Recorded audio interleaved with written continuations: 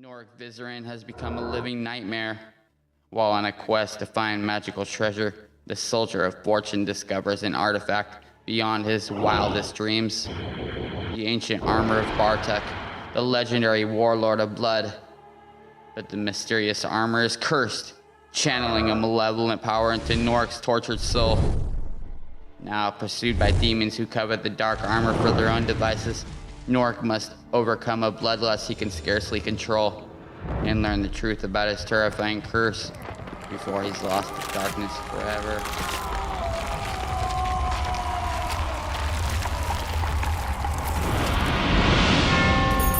In the land of Aranok, at the very northern fringe of the vast oppressive desert which made up much of the land, the small but resolute army of the General Augustus Malevolent remained encamped.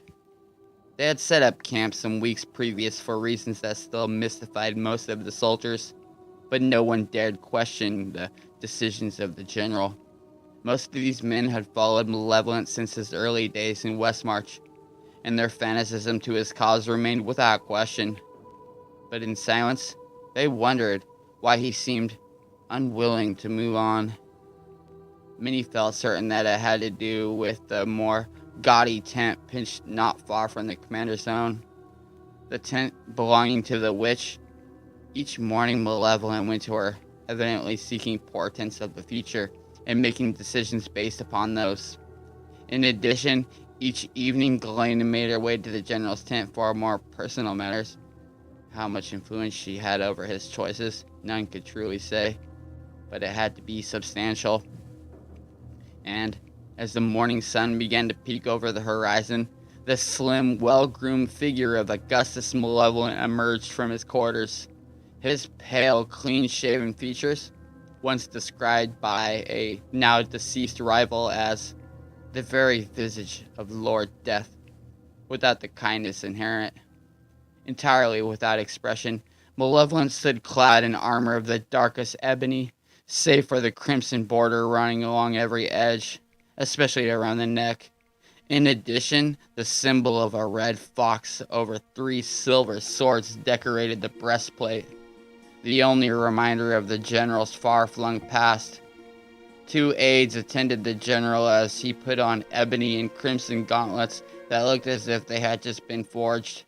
In fact, Malevolent's entire suit looked to be in perfect condition, the result of nightly cleanings by soldiers trained to understand what even a single hint of rust might mean to their lives.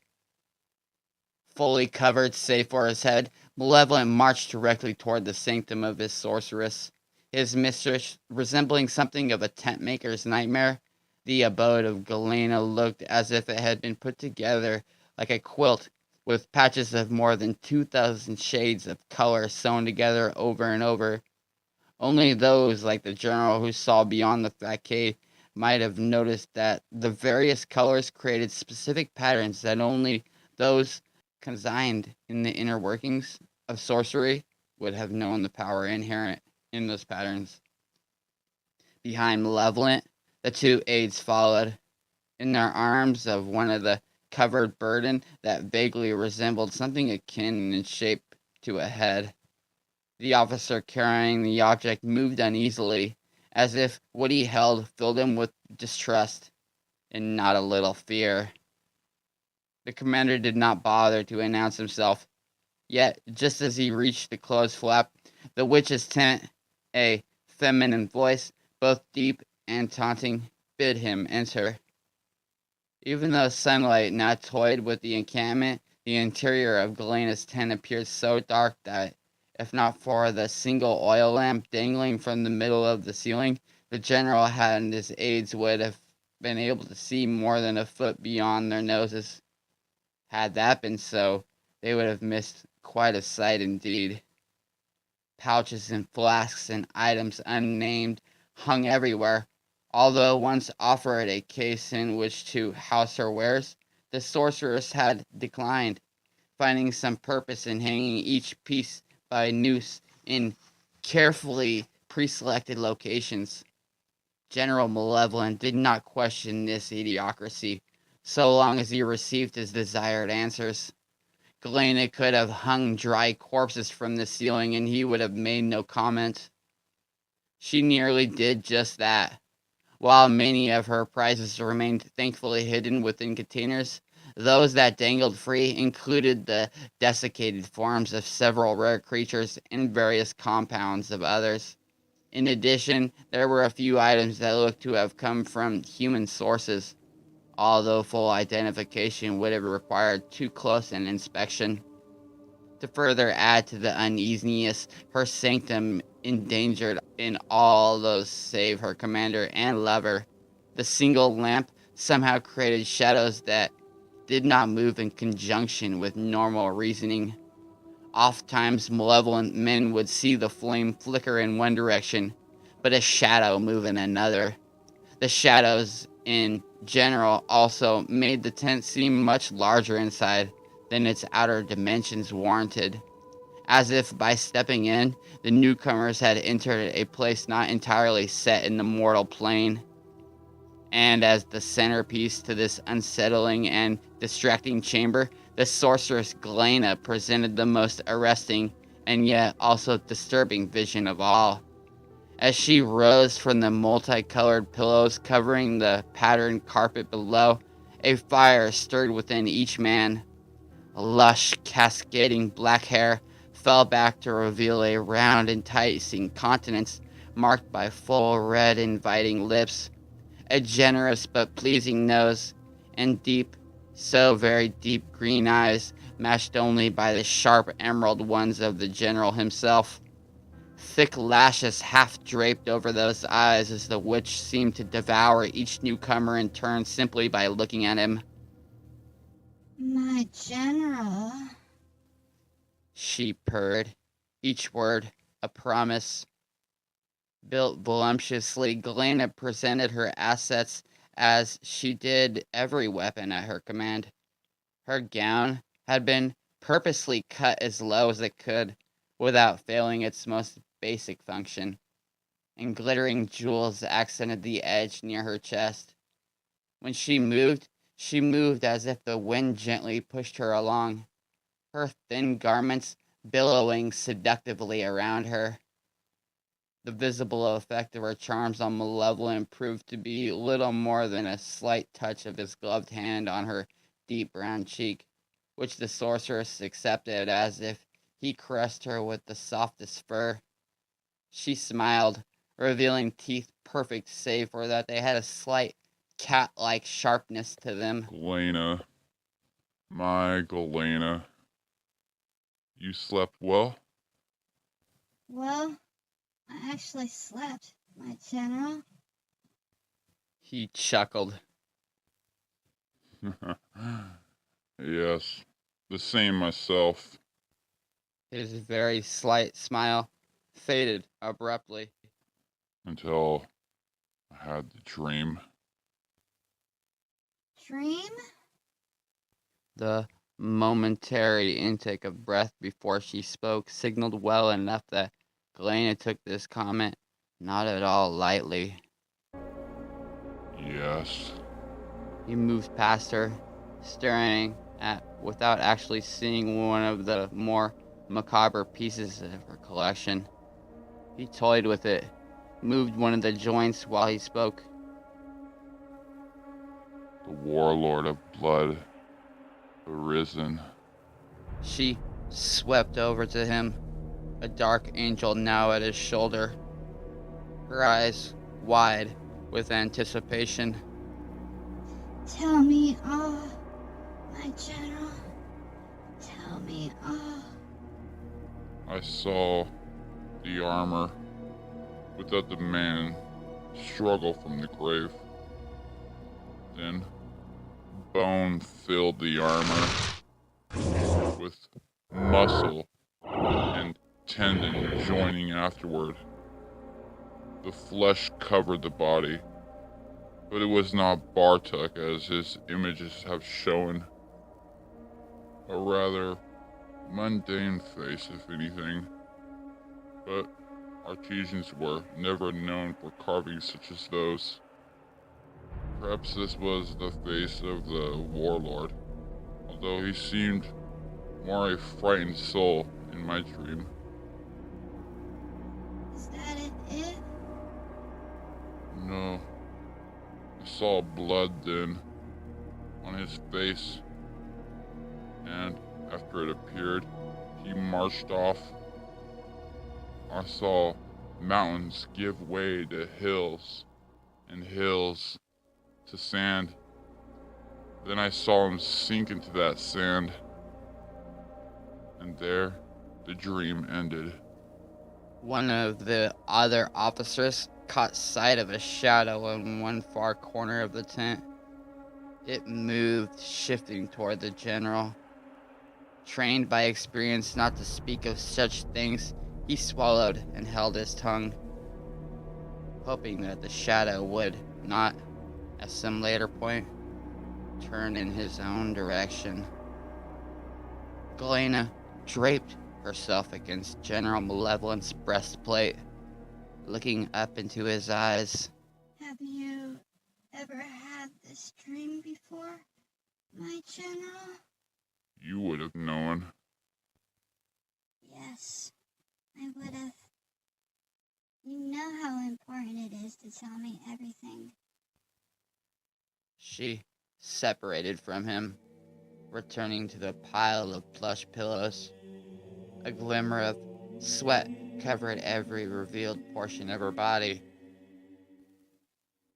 And this most important of all, for this is no ordinary dream. No, it's not.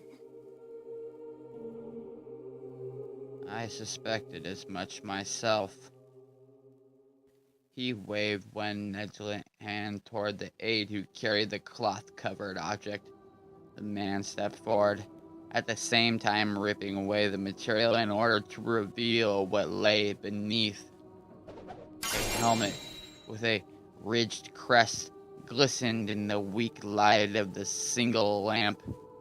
Old but intact, it would have covered most of the head and visage of its wearer, leaving but two narrow gaps for the eyes, a slight passage for the nose, and a wider but still narrow horizontal gash for the mouth.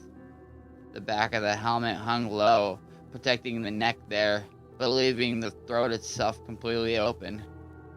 Even in the dim illumination, one could clearly discern that the helmet had been colored blood red. You may be right.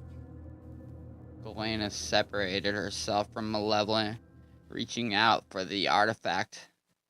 Her fingers brushed the aide's own, and the man shivered. With the general facing away from her, and the second officer unable to see from his angle, the sorceress took the opportunity to let one hand briefly caress the aide's wrist. She had tasted him once or twice when her appetite had demanded some change of pace, but knew that he would never dare to tell his commander or their encounters. Malevolent would be more likely to have him executed rather than his valued witch. She took the helmet and placed it on the ground near where she had originally been sitting. The general dismissed his men, then joined Galena there, placing himself directly across from her. Do not fail me, my dear. I am adamant in this. For the first time, a bit of Galena's confidence dissipated. Augustus had always been a man of his word, especially when it came to the fates of those who did not live up to his expectations. Hiding her concern, the dark sorceress placed her hands palm down on the top of the helmet. The general removed his gauntlets and did the same. The flame in the lamp flickered, seemed to shrink to nearly nothing. The shadows spread, thickened, and yet somehow also seemed more alive, more independent of the frail light. That they had a surreal, unworldly sense to them did not bother General Malevolent in the least, though he knew of some of the powers with which Galena conversed and suspected others. As a military man with imperial ambitions, he saw all as useful tools to his cause. Like calls to like, blood to blood. The words slipped readily from Galena's full lips. She had uttered this litany many times for her patron. Let that which was his to call that which was his. What the shadow of Bartek wore must be linked again. Malevolent felt his pulse quicken. The world seemed to pull back from him. Galena's words echoed, became the only focus. At first, he saw nothing but an eternal gray.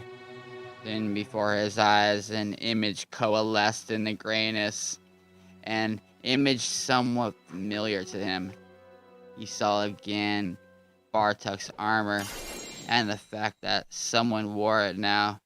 But this time the general grew certain that the man before him could not possibly be the legendary warlord. Who? He hissed. Who? Galena did not answer him. Her eyes closed, her head bent back in concentration. A shadow moved behind her, one that Malevolent vaguely thought resembled some large insect. Then, as the image before him grew, he threw his attention wholly back into identifying and locating this stranger. A warrior. The sorceress murmured. A man of many campaigns. Forget that. Where is he? Is he close? The warlord's armor. After so very long, so many false trails. She twitched from effort. Malevolent did not care, willing to push her to the very limits and beyond if necessary. Mountains. Cold, chill peaks. No help there. The world was filled with mountains, especially the north and across the Twin Seas. Even Westmarch had its share. Galena shuddered twice. Blood calls to blood. She teetered, nearly losing her grip on the helmet. Her link to the spell all but broke. Malevolent did his best to maintain the vision on his own, even though his own magical skills paled in comparison to Galena's. Yet, for a moment, he managed to fix better on that face. Simple.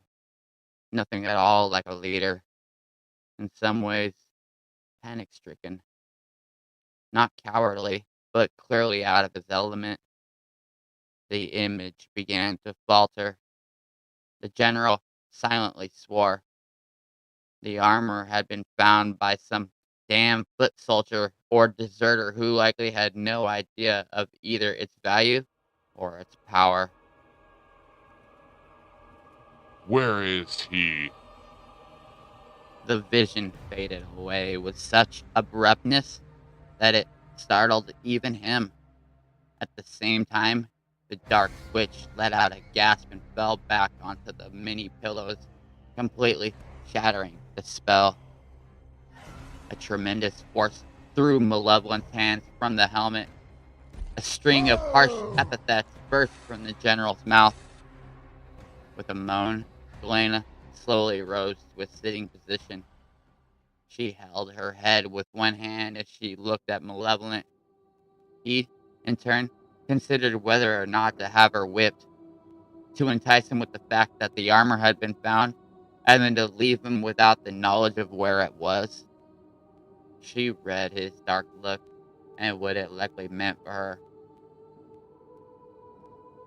I have failed you, my general. Galena quickly rose and put her hands on her chest, her fingers caressing the metal as if it were his own flesh. he began to have the dreams, the visions of Bartek. I've seen his victories, seen his glories, seen his strength. I've lived them all. Malevolent's tone grew increasingly bitter. But only in my dreams. It was fate that brought the helmet to you. Fate and the spirit of Bartek. Don't you see? He means for you to be his successor. Trust me. The witch cooed. There can be no reason, for you're the only one to see these visions without my aid. True.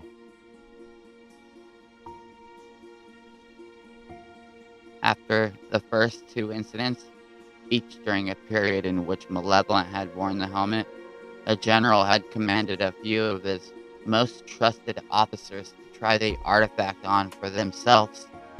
Even those who had worn it for several hours had admitted to no subsequent dreams of their own. That, to Augustus Malevolent, had been proof enough that he had been chosen by the spirit of the warlord to take on his glorious mantle. Malevolent knew all that any mortal man could know of Bartek. He studied every document, researched every legend, while many in the past have shrunken away from the warlord's dark and demonic history, fearing some taint spreading to themselves. The general had devoured each scrap of the information. He could match Bartek in strategy and physical strength, but Malevolent himself wielded only the least bit of magic, barely enough to light a candle. Galena had provided him with more sorcery, not to mention other pleasures, but truly be able to emulate the warlord's glory. Malevolent needed some manner by which to summon and command not one demon, but many. The armor would open that path for him. Of that, he had become obsessively certain. Malevolent's extensive research had indicated that Bartek had imbued the suit with formidable enchantments. The general's own meager powers had already been augmented by the helmet. Surely the complete ensorcelled suit would give him what he desired. Surely the shade of Bartok wanted that. The visions had to be a sign. There is one thing I can tell you, my general. The sorceress whispered. One thing to encourage you in your quest. He seized her by the arms. What is it? She grimaced momentarily from the pain of his grip. He, the fool who wears the armor now, comes nearer. To us? Perhaps. If the helmet and the rest are meant to be with one another, but even if not so, the closer he comes, the better I'll be able to specifically locate him. Galena pulled one arm free, then touched Malevolent's chin.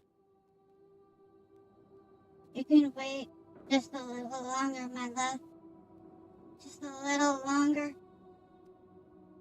Releasing her, the general considered.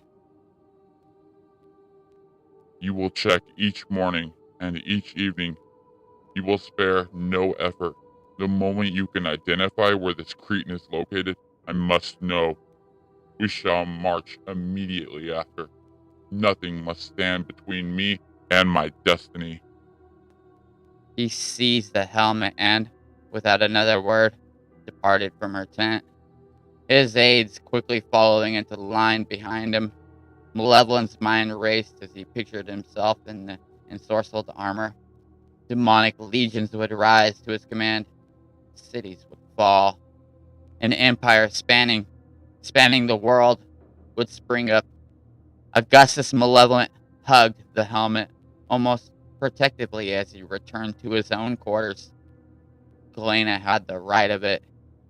He only had to be a little more patient. The armor would come to him.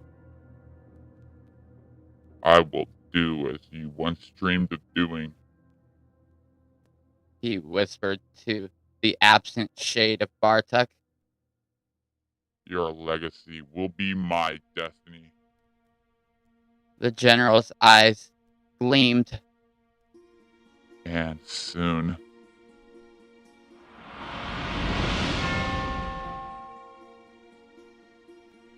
The witch shuddered as Malevolent vanished through the tent flap. He had grown more unstable of late, especially the longer he wore the ancient helm. On one occasion, she'd even caught him speaking as if he were the warlord of blood himself. Elena knew that the helmet, and likely all the armor, contained some mysterious magical force, but as of yet she had been able to neither identify nor control it. If she could control it, she would not need her lover any longer. A pity in some ways, but there were always other males, other more malleable males. A voice broke the silence, a scratchy, deep voice that even to the witch sounded something akin to the buzzing of 1,000 dying flies. Patience is virtue. This one should know. 123 years on this mortal plane in search of the warlord. So long. And now it comes together. Galena looked around at the shadows, searching for one in particular. She finally noticed it in the far corner of the tent, a wavering insect figure only visible to one who truly looked close. Be silent. Someone may hear. No one hears when this one chooses. The voice rasped. Know you that well, human. Then quiet your voice for my sanity, Zazax. The dark-skinned sorceress stared at the shadow, but did not approach it. Even after all this time, she did not entirely trust her constant companion. So tender the ears of a human. The shadow took more form, now resembling a specific insect. A praying mantis. Yet, such a mantis would have been more than several feet tall, if not more. So soft in feeling their bodies. You do well not to talk of failures. A low, chittering noise spread throughout the tent. Galena steeled herself, knowing that her companion did not like to be corrected. Zazax moved, shifting closer. Tell this one of the vision shared. You saw it. But this one would hear it from you. Please, indulge this one. Very well. Taking a deep breath, she described it in as good detail as she could. The man in the armor. Zazax surely had seen everything, but for some reason, the fool always made her go over the visions. Galena tried to hurry matters by ignoring the man for the most part, going more into the armor itself and the landscape vaguely seen in the background. Zazax suddenly cut her off. This one knows that the armor is true. This one knows that it wanders this mortal plane. The human. What about the human? Perfectly ordinary. Nothing special about him.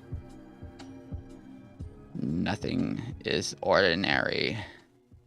Describe.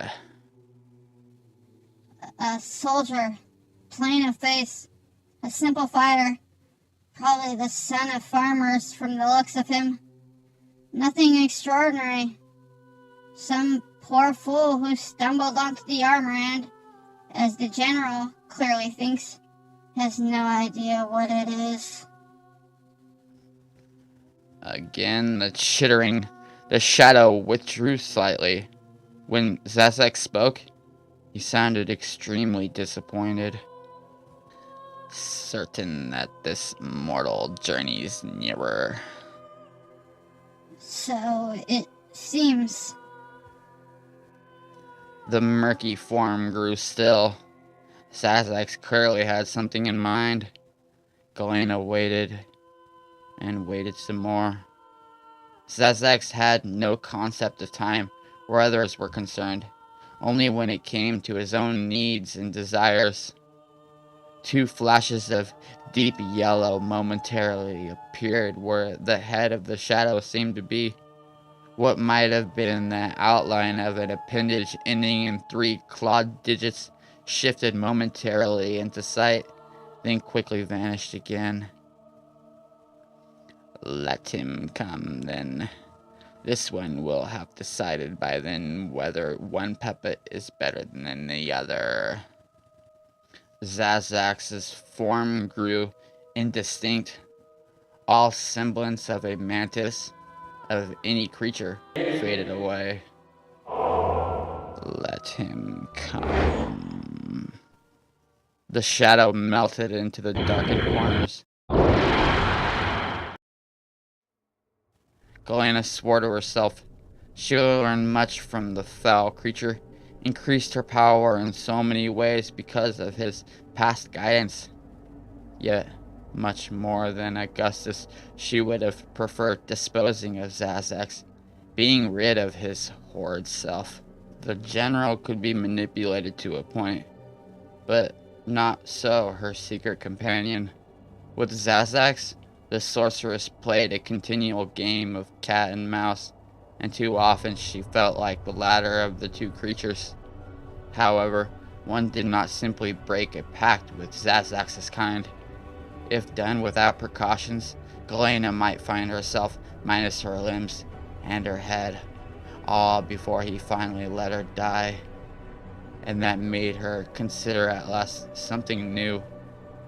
He who wore Bartok's armor certainly looked to be a warrior, a fighter, and, as she had also described him, a simple man too.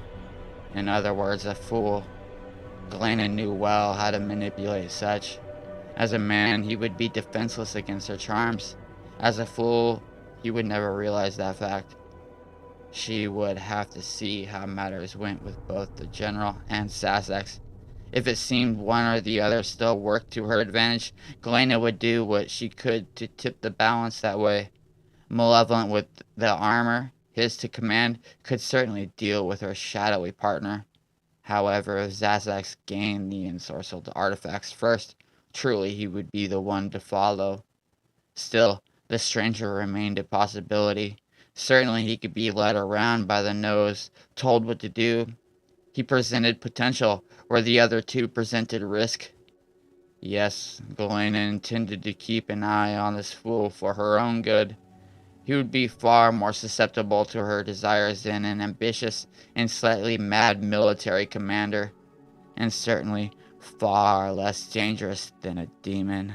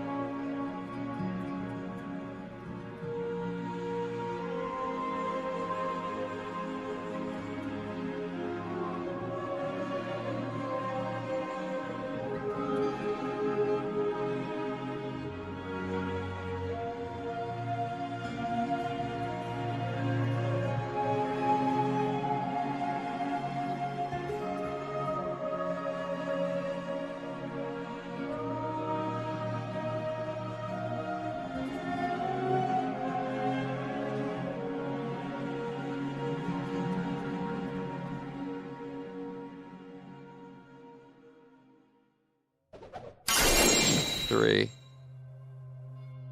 Norik raised his head, screaming before he knew he had awakened. A chill wind snapped him to full consciousness. For the first time, he noticed the intense pain in his right cheek. Without thinking much, he put a hand to that cheek.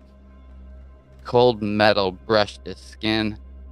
With a start, Norik looked at the hand. A hand clothed in crimson gauntlet, a reddish liquid now staining the fingertips. Blood. With great trepidation, he returned his hand to his cheek, touching the flesh with one finger now. By that means, Norik discovered that he bled in 3 places. 3 valleys had been gouged in his cheek, as if some animal had clawed him. A flash of memory sent shivers through the veteran. Satan's face contorted in fear, not witnessed by Norik outside of the most horrible battlefield. Satan's eyes pleading, his mouth open, but no more words escaping. Satan's hand tearing desperately at his friend's face. It could not be as Norik remembered it. Another image. Watson on the floor of the tomb, blood pooling on the stones nearby. Its source, the gaping hole where the Vajrai's throat had once been. The sorcerer, at least, had died relatively quickly. Growing more horrified by the moment, the half-mad soldier struggled to his feet. Around him, he noticed tall hills, even mountains, and the first glimmers of sunlight. Yet none of them looked at all familiar. None of them at all resembled the peak in which he and his friends had discovered the tomb of Bartek. Norik took a step forward, trying to get his bearings. An unsettling creaking accompanied by every motion. Norik looked down to discover that not only his hands were clad in metal, armor. Everywhere he stared, Norik only saw the same blood-colored metal plates. He had thought that his shock and horror could not possibly grow any worse. But simply gazing at the rest of his body nearly threw the formerly steady soldier into complete panic. His arms, his torso, his legs, the same crimson armor now hid all. To add to the mockery, Norik saw that even wore Bartek's ancient but still serviceable leather boots. Bartek, warlord of blood. Bartek, whose dark magic had apparently saved the helpless soldier at the price of Satan and the sorcerer's lives. Gazing down at his hands again, Norik tore at the gauntlets. He tugged as hard as he could on the first, the left, then the right. Yet regardless of which, Norik sought to remove, the metal glove slid no more than an inch before seeming to catch. He peered within and, after seeing no impediment, tried once more, but still the gauntlets would not come off. Worse, as the sun rose, for the first time Norik could see that the blood from his injured cheek had not been the only stains upon the metal. Each finger, even most of each palm, looked as if it had been bathed in rich red dye. But it was not dye that covered them. With a roar of outrage, Norik swung one fist at the nearest rock, perfectly willing to break every bone in his hand, if only it would mean the release of his hand. Instead, though, the rock itself gave way in part, the only damage to Norik being a violent throbbing throughout his entire arm. He dropped to his knees. The wind howled, seeming to mock him. Norik remained where he was, head cast down, arms dangling. Fragments of what had happened in the tomb flashed through his mind, each painting a scene most diabolic. Satan and Watson, both dead. both dead by his hands. Norik's head jerked up again, not exactly by his hands. The damn gauntlets, one of which had saved him from the ghoulish sentinels, but done this. Norik still blamed himself for much of those deaths, for perhaps he might have altered matters if he had removed the first gauntlet immediately, but by himself he would have never have slaughtered his friends. There had to be a way to remove the gloves, even if he had to peel them off piece by piece, taking some of the skin off with the metal. Determined to do something for himself, the veteran fighter rose again, trying to better identify his surroundings. Unfortunately, he saw little more now than he had on first glance. Mountains and hills, forests stretching to the north, no sign of habitation, not even a distant plume of smoke. And again, nothing resembling the peak in which Bartek's tomb lay. Broke off quickly, uneasy at even mentioning the dark and supposedly mythic realm. Even as a child, and certainly as a soldier, Norik had never believed much in either demons or angels, but the horror to which he had been a part had changed some of his opinions. Whether or not demons and angels truly existed, the warlord of blood had certainly left a monstrous legacy, a legacy in which Norik hoped to rid himself of quickly, hoping that perhaps he had simply been too upset the first time he had tried to remove the gauntlets. Norik tried to inspect them again in yet greater detail. However, as he looked down, he made yet another horrific discovery. Not only did blood soil the gloves, but did so the breastplate too. Worse, on closer study, Norik saw that the blood had not accidentally splattered the armor, but had been purposefully and methodically spread across it. Again, he shuddered, quickly returning to the gauntlets. He sought some latch, some catch, even some dent that might have caused the gloves to stick. Nothing. Nothing held the gauntlets fast. By rights, they should have slid off his hands with a simple shake towards the ground. The armor. If he could not remove the gauntlets, surely he can unfasten the other pieces. Some had catches, readily seen, and even with the gauntlets, he surely would have that much trouble undoing them. Other pieces would not have any catches, having been simply designed to slide on and off. Bending down, Norik tried one leg. He fumbled at the catches at first, then saw how best to secure his hold. With great care, the soldier forced the catch open, and immediately it snapped shut. He forced it open again, only to have the same result. Norik cursed, attempting the catch a third time. This time, it would not even open. Attempting several other resulted in the same frustrating results. Worse, when he tried to at least remove the boots, that, despite the cold, they, like the gauntlets, slid only so far before refusing to give way.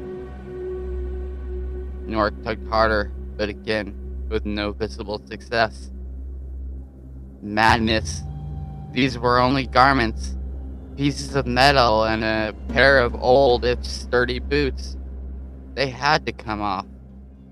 Norik's desperation rose. He was a common man, a man who believed that the sun rose in the morning and the moon at night. Birds flew and fish swam. People wore clothes, but clothes never wore people. He glared at the bloody palms. No demonic voice arose from around him, telling him of his dark fate. The gauntlets did not suddenly draw words or symbols in the earth. The armor simply would not let go of its new wearer. Scattered images of his companions' gruesome ends once more tumbled about in his thoughts, making it hard for Nork to focus. Nork prayed, pleaded for them to go away, but suspected that they would forever torment him. Yet, if he could never be rid of the nightmares, there still might be something he could do about the cursed suit he wore. Watson had been a sorcerer of some reputation, but even the Bergeret had admitted that there were many practitioners more skilled, more knowledgeable than he. Norik would just have to find one of them. He looked east, then west. To the east, he saw nothing but tall and menacing mountains, whereas the west seemed a bit more gentle in scope. True, Norik knew he might be working under false assumptions, but his best hope, he decided, had to be the latter direction. The cold wind and moisture already chilling him to the bone. The weary veteran started off on a tremendous trek. It might be that he would die of exposure before he even made it out of the mountains, but some part of him suspected that such would not be so. Bartek's armor had not seized him simply to let him die in the middle of the wilderness. No, it likely had some other notion in mind, one that would make itself known with time. Nork did not look forward to that revelation at all.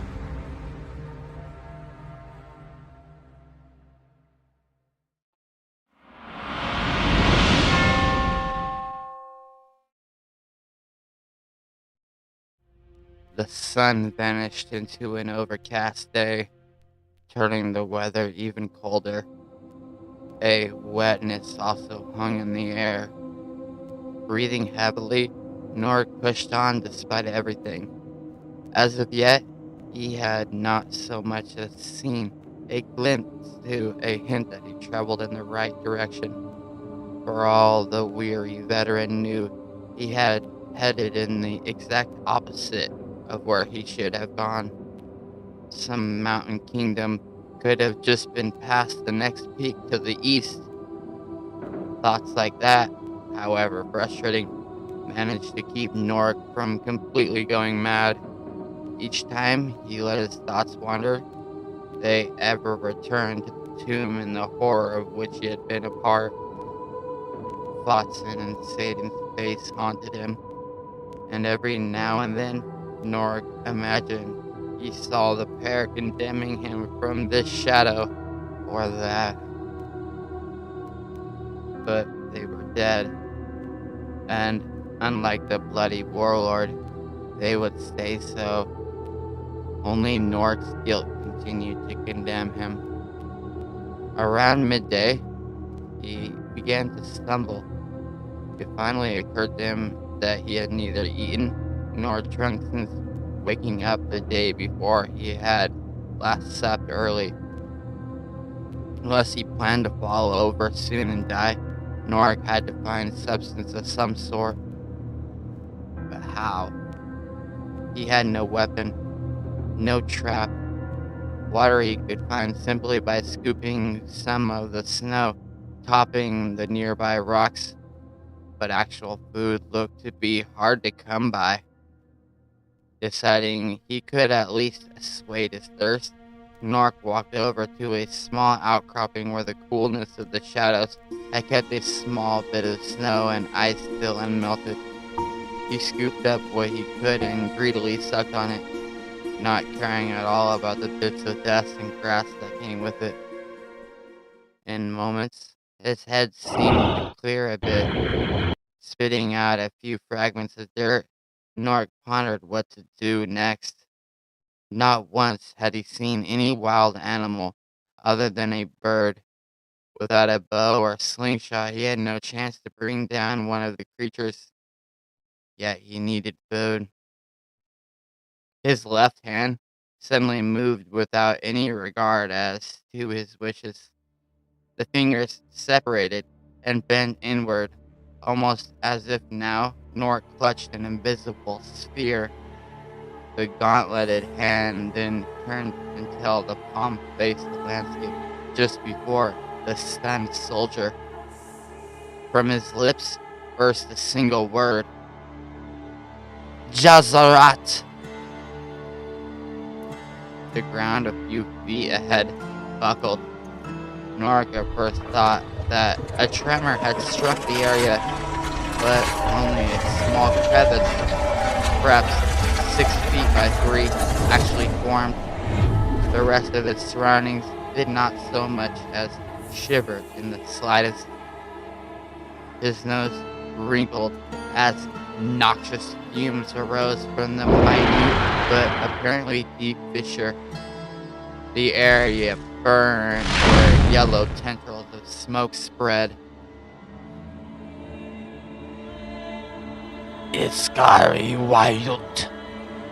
The new words came out of his own mouth with great ferocity. From within the fissure came a horrid, chattering sound. Norik sought to back up, but his feet would not move. The chattering increased, now a babble of high-pitched, animalistic sounds. Norik barely stifled a gasp as the grotesque tusk face thrust itself somewhat unwillingly into the overcast day. A pair of jagged, curved horns rose from the top of the scaly head.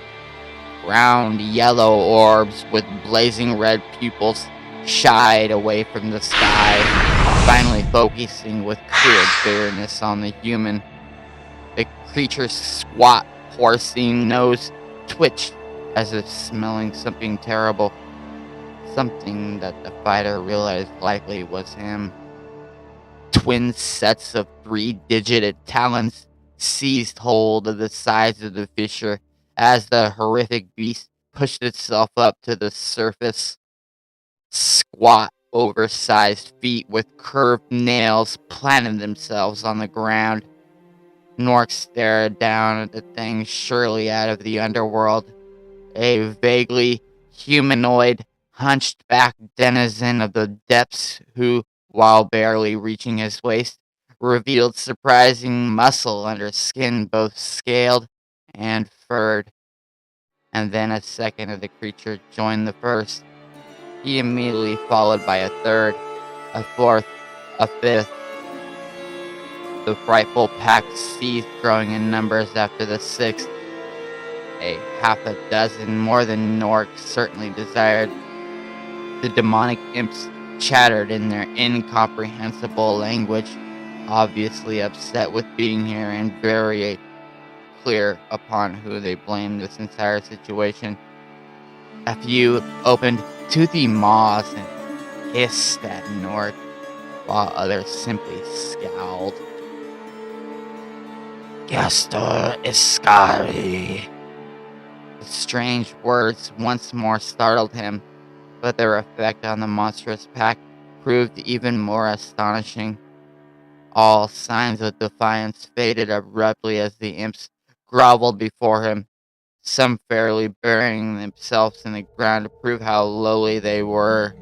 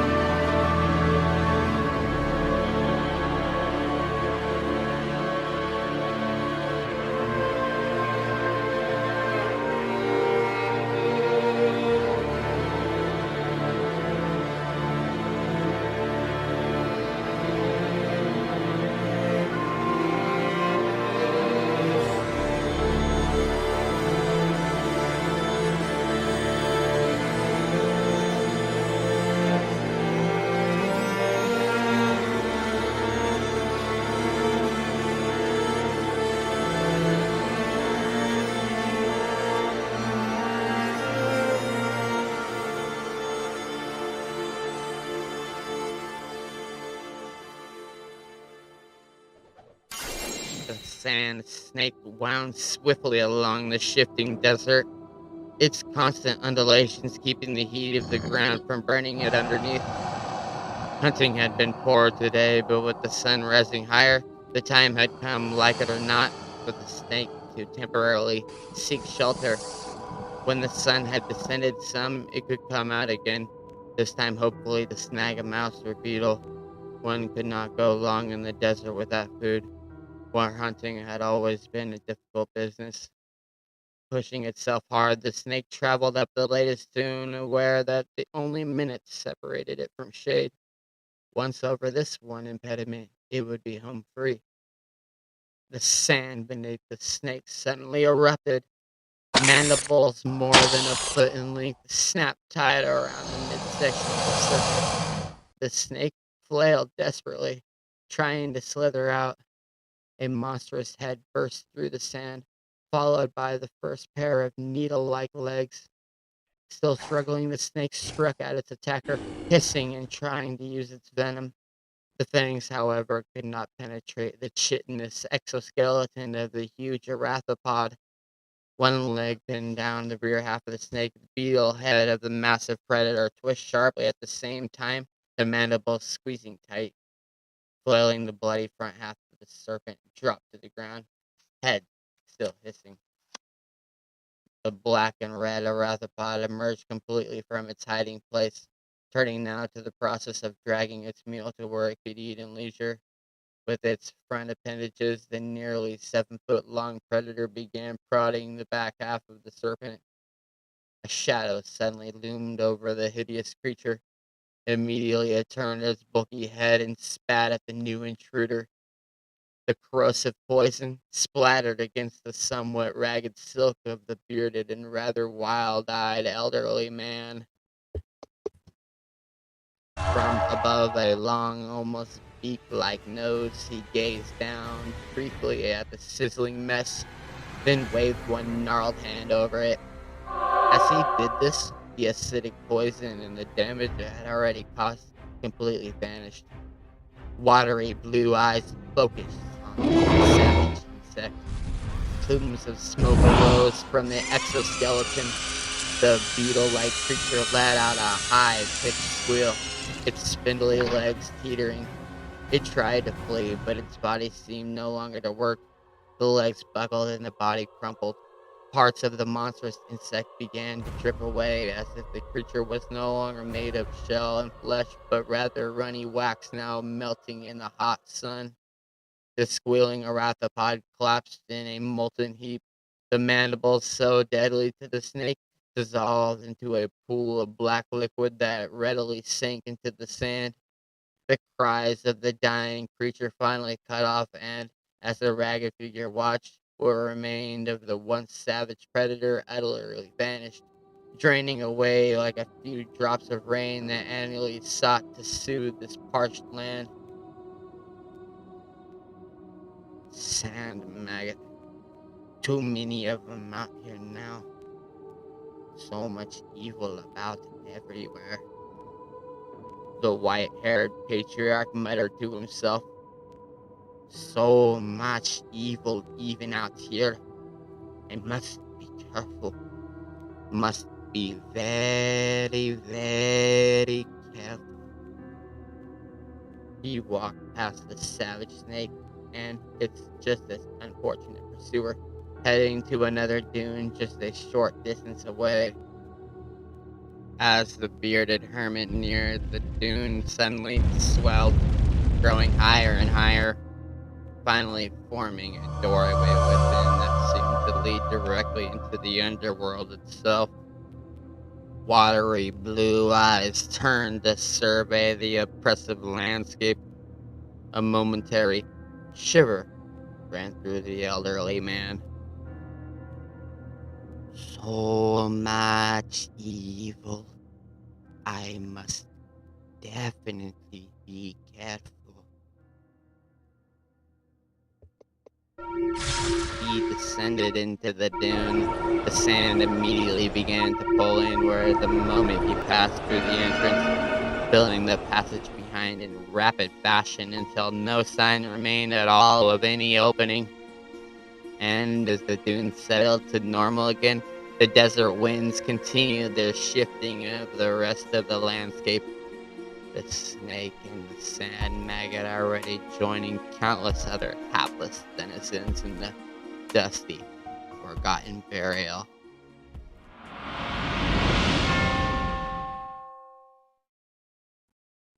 The mountains lay far behind him, although how he had journeyed so far, Norik had only half recalled. At some point he had passed out from exhaustion, but evidently the suit had gone on and on, despite the fact that none of the effort had actually been his own. Every muscle in the veteran's body screamed, and every bone felt as it had broken. His lips were parched from the wind, while sweat covered much of his body.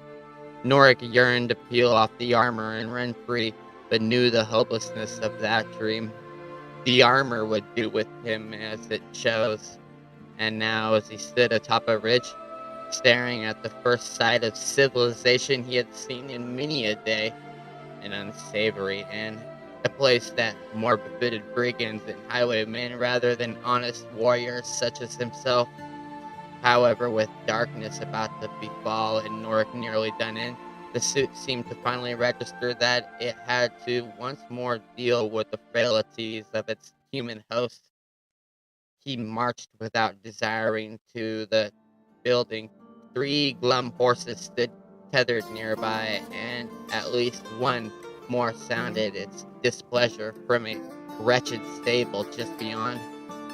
Norik found himself wishing that he had his sword. The armor had not bothered to take that when it had walked out of the tomb with him. Just before he reached the doorway, the veteran's legs suddenly buckled under him. Norik quickly caught himself, realizing that Bartuk's damnable armor had granted him the dubious gift of entering on his own, likely in order to avoid notice of anything strange. Hunger and rest, more important to Norik at the moment than his own pride, the soldier pushed the door wide open. Grimy, suspicious faces looked up, the onlookers a mixture not only of the eastern races, but those on the other side of the Twin Seas as well. Mongrels, all 4 of them. Norik saw, and although he certainly held no man's background against them, this group did not look at all like men next to whom he desired to sit. Kind of place where you gotta watch your back even around the serving wench. Satan Trist would have jested. Trist, of course, would have sat with anyone who would have offered him a drink. But Satan was dead. Shut the door. Go back out. Snarled the one seated nearest. Norik obeyed, desiring no confrontations, forcing himself to act as if he had just ridden in. The weary fighter kept his head high as he walked smartly through the room. His body screamed as he moved, but not one there would know of it. Give these men even the slightest hint of weakness, and Norik suspected that they would make dire use of that fact. He approached what he assumed to be the innkeeper, a towering, heavy-set figure more frightful than his patrons, who stood behind a worn and scratched counter. A bush of dirty brown hair fought its way from under an old travel cap. Beady eyes stared from a round canine face. Norik had noted a peculiar odor in the room when he had first entered, and he knew it to originate from the man before him. He had thought that the armor would let him leave. Norik would have walked out regardless of his needs. What? The innkeeper finally muttered, scratching his extravagant belly. His shirt had been decorated in a variety of stains, and even a rip under the arm. I need food. That more than anything else. I need good coin. Coin. The desperate soldier fought back, growing frustration. Another item that had been left behind was the bloody corpse of his companions. His left hand suddenly shot forward, the gauntlet slapping down so hard on the counter that the innkeeper jumped. The men seated at the tables leapt to their feet, some reaching for weapons. The gauntlet pulled away, leaving behind an old but clearly gold coin. Recovering before the rest, Nork said, "And a room for that, too." You could feel every pair of eyes avidly staring at the coin. Once more, Nork silently cursed the damnable armor. If it could produce wealth from thin air, it could have at least produced something less conspicuous than gold. Again, he wished that he still carried his sword, or at least a good solid knife. Got some stew in the pot back there. Got a room up second floor, first to the right. I'll eat in there. Suit yourself. The innkeeper vanished in the back for a few moments, then returned with a stained bowl containing something that smelled even worse than he did. Nevertheless, Nora gratefully accepted it, his hunger so demanding now that if offered to him again, he would have eaten the goat the imps had mutilated. With the bowl in the nook of his arm, Nork followed the innkeeper's direction to the room. As he walked up the creaking wooden stairway, he heard low muttering down in the common area. His free hand tightened. The gold coin had burned itself into the minds of the men below.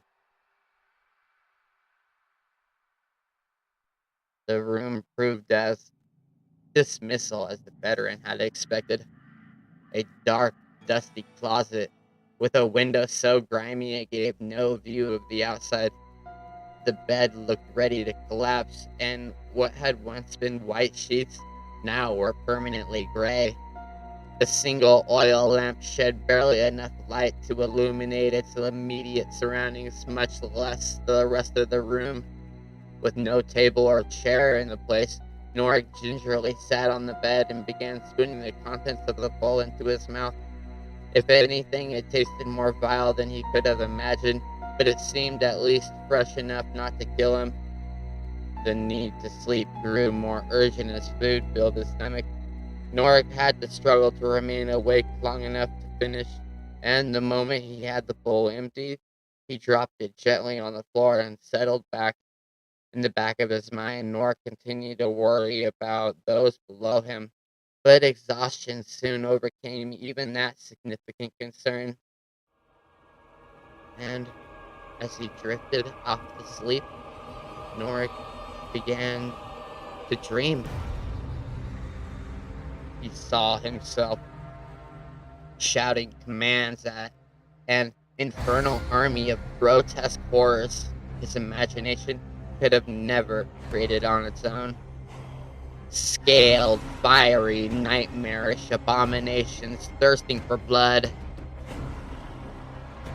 Blood Norik seemed all too willing to give them. Demons they were, but under his control, his complete control. They would raise cities from him, slaughter the inhabitants in his name. Even hell would respect the power of the warlord of blood. He, Barta. And at that thought, the soldier finally fought to escape the dream. He could never be Bartek, never demand such horror for the sake of his own desires. Never!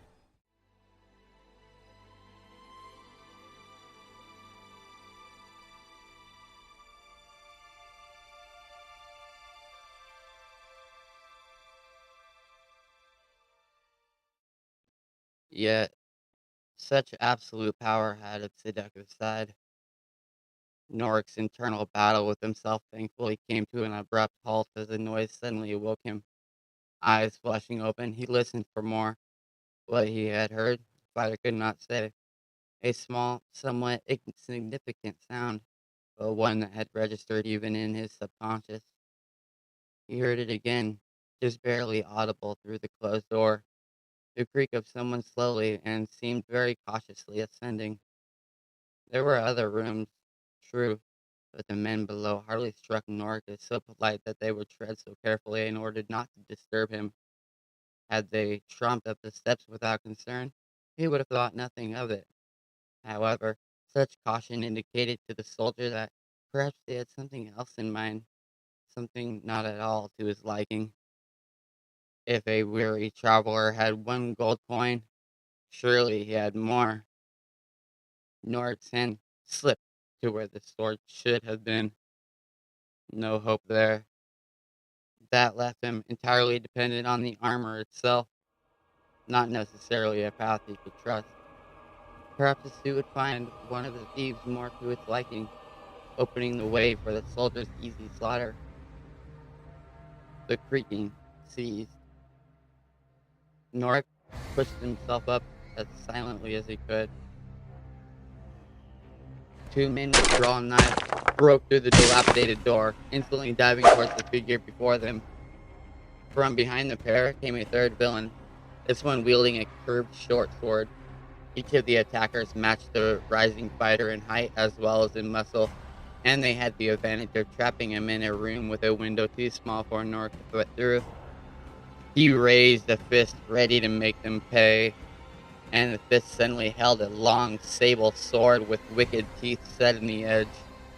Nork's hand came down with the blade, moving so swiftly that he and his first adversary could only gape. The blade ripped into the attacker, tearing flesh and sinew without effort. A gaping wound spread across the robber's entire chest as if by magic, blood spilling so fast from it that it took the victim a moment to realize that he had been slain. The first attacker finally slumped to the floor, even as his companions came to grips with this sudden dismaying turn of events. The one with the dagger sought to back away, but his partner pushed forward, daring to match blades. Nork might have warned the brigand of the foolishness of that, but by then they were already locked in combat. Once, twice, that proved all the effort the suit would allow its opponent. As the intruder brought his sword up for the third strike, Nork's gauntleted hand twisted sharply. The sable blade turned in a mad, zigzag fashion. His life fluid spilling from the horrendous slit running from his throat to his waist. The second villain staggered. He dropped his sword as he desperately tried to prevent the inevitable. As if impatient to end matter, Nork's hand came up again. The head of his foe struck the floor, rolling to a corner and coming to a rest, all before the torso even began to tip over. Clearly aware of what chance he had, the third brigand already hurried to the doorway. Nork wanted to let him go, desiring no more bloodshed, but the suit chose otherwise, leaping over the two bodies and chasing after. At the bottom of the steps, the last of the trio struggled to get around the innkeeper, who appeared to be demanding to know why his friends had failed in their task. Both men looked up to see the crimson figure above them, the dark blade flaring. The innkeeper drew his prodigious long sword from his waist, a weapon so massive Nork momentarily feared that the suit had overestimated its invulnerability. The other man tried to continue his flight, but a fifth outlaw who suddenly appeared from behind the innkeeper pushed him back toward the fray. They expected to meet him on the stairs. They were sorely mistaken. Norg found himself leaping feet first toward the trio, their astonished faces no doubt matching his own. Two of them managed to back away just in time, but the lone survivor of the earlier debacle stood too horrified to move quickly. The sinister weapon made short work of him, the blade pushing through until it came at the back, then immediately retracting. He's right. He's right. Snarled the heavy-set innkeeper. The other swordman obeyed. Nork knew exactly what the leader planned. Attack from opposite sides. Keep the soldier distracted. One of them would surely land a blow, especially the innkeeper whose weapon had nearly twice the reach of the black one. No. Both men struck at once, one aiming for Nork's throat, the other for his legs, where the armor did not cover everywhere. These two had evidently battled side by side before, just as Nork had with Satan and Foxen. Had it been his effort alone, the soldier knew that he would have perished there and then. Bartek's armor, however, fought with a speed and accuracy that nothing human could match. Not only did he force down the larger adversary's gargantuan blade, but it also managed to come up in time to deflect the second villain's strike. More amazing, it followed through with a savage thrust that sank into the throat of the latter man, and his companion fell. The innkeeper's iron reserve suddenly melted, still wielding his sword before he began to back toward the doorway. The suit pushed Nora forward, but did not harry the least of his foes. Flinging open the door, the innkeeper turned and fled into the night. Now, Nork expected Bartek's armor to pursue, but instead, the suit turned around and marched over to where one of the other bodies lay. As Nork knelt beside the corpse, the sable blade dissolved, leaving both hands free. To his horror, one gauntleted finger thrust into the mortal wound, pulling back only when the blood covered much of the upper portion of the digit. Moving to the wooden floor, the finger drew a pattern.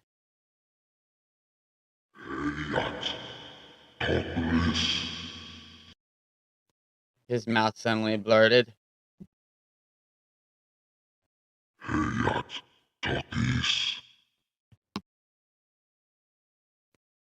The suit backed away, and as it did, a plume of rank greenish smoke arose from the bloody pattern.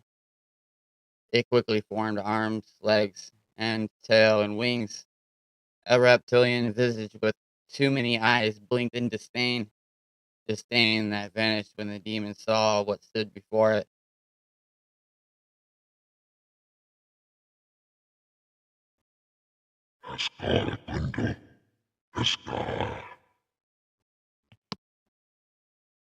The demon nodded. Without another word, the monstrous being headed toward the open door. In the distance, Nork heard the frantic beats of several fleeing horses. The reptilian horror picked up its pace, departing the inn. As it stepped outside, it spread its wings and took off, disappearing into the night. Nork did not have to guess its purpose. On the command of Bartek, it had gone hunting. The suit turned back toward the first corpse. Seemingly ignorant to his pleas, it forced him again to bend down near the body.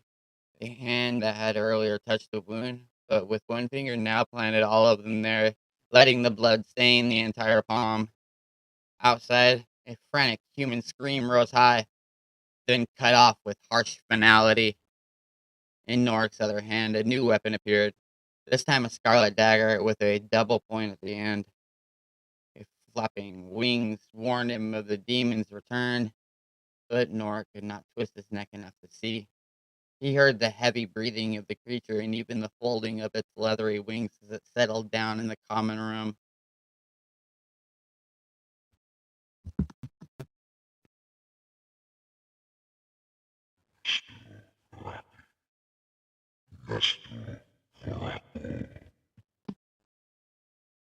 The dagger shifted toward the corpse's throat. The veteran soldier shut his eyes, now praying for himself. Enough of his memories concerning his friend's deaths had come back to him to give him indication of what would happen next. Norik had no desire to face it, would have fled if he could.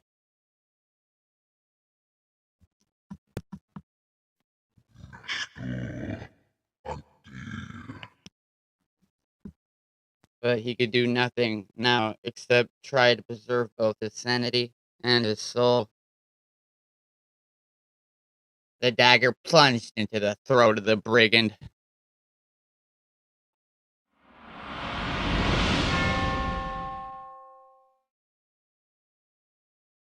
General Augustus Malevolent arose from the sea of pillows, leaving Galena to whatever dreams the sorcerer of her ilk had. Without making a sound, he donned some clothes and stepped out of his tent. Two sentries snapped to attention, their eyes straight ahead.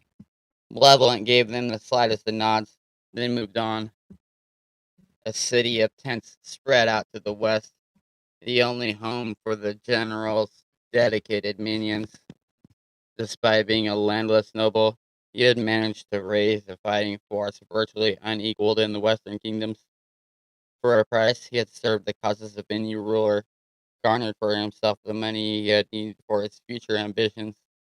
Now, however, the point had come when he had sworn never to serve another, that someday he, Augustus Malevolent, would be master of more than this worthless patch of ground.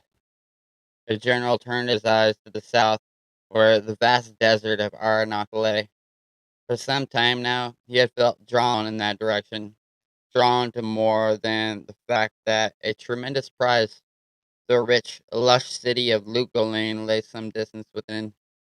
Lugolane, despite its proximity to the desert, also bordered the Twin Seas. Because of that and the fertile strip of land on which it stood, the kingdom had prospered well. Several times would-be conquerors had thought to add its riches to their coffers, but each attempt had met with total disaster. Lugolane had not only proven to be well defended, but it appeared to have a bit of charmed existence. In fact, in Malevolent's mind, that charm bordered on outright sorcery. Something watched over the city, and that something was what most tantalized the commander now. Somehow it had some link to his desire to seize Bartek's city and make it his own. Malevolent dreamed about it, found himself constantly turning his thoughts toward it. Soon, he whispered to himself, soon.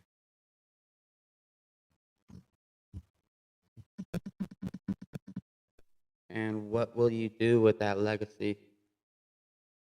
Emulate Bartek? Repeat his mistakes as well as his victories?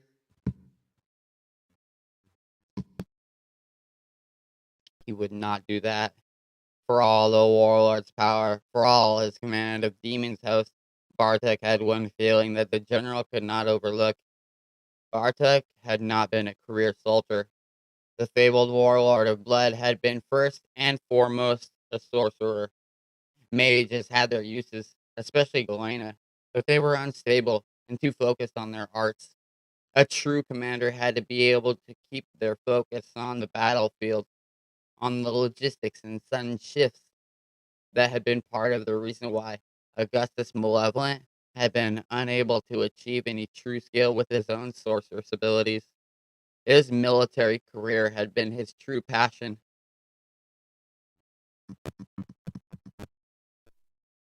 but with the armor, with the magic of Bartek, you could be more than him, the perfect fusion of soldier and sorcerer.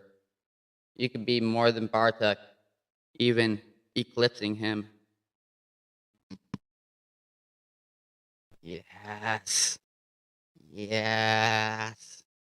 The general pictured his image forever engraved in the hearts and minds of those in the future. General Augustus Malevolent, Emperor of the world.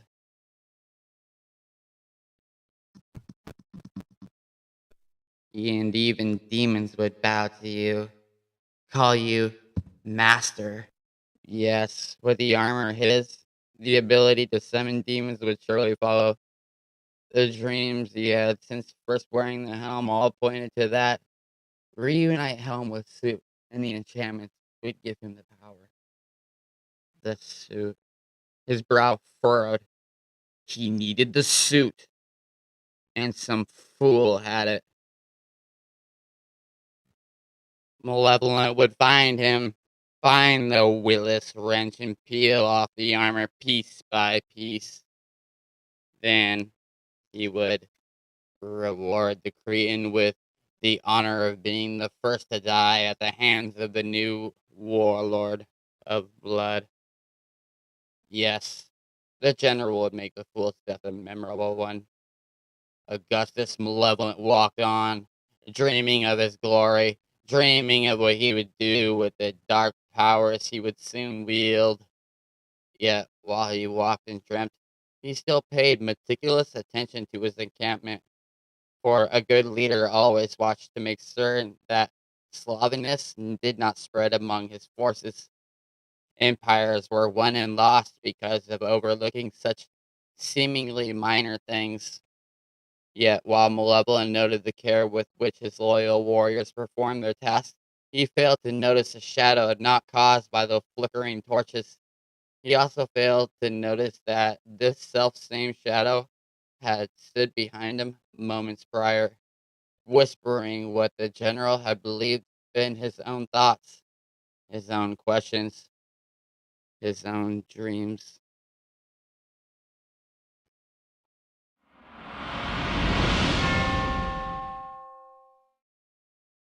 The shadow of the demon Zazak shifted toward Galena's tent.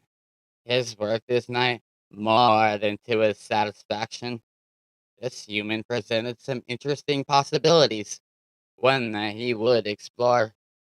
It had occurred to him that long ago that the armor of Bartek would never accept an actual demon as its master. For while the warlord had come to believe in the ways of hell, he had also carried a basic distrust of anyone but himself.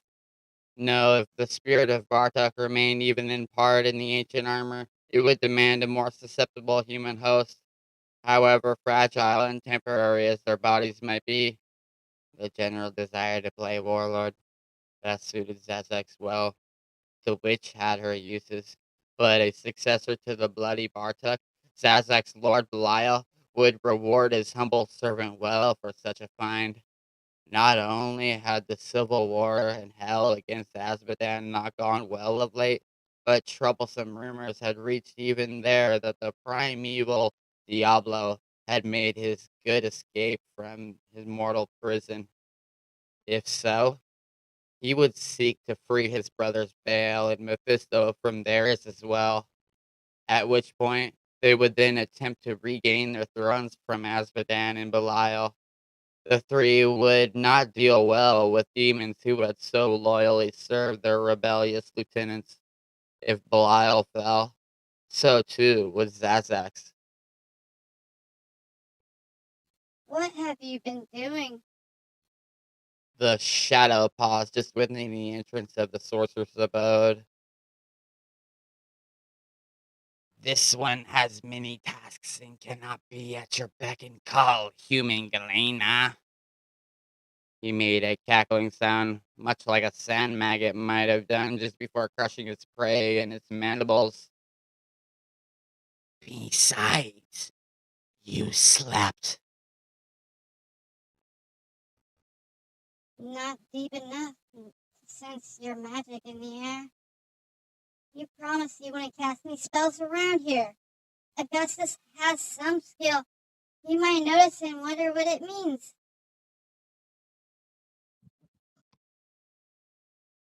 There is no danger of that.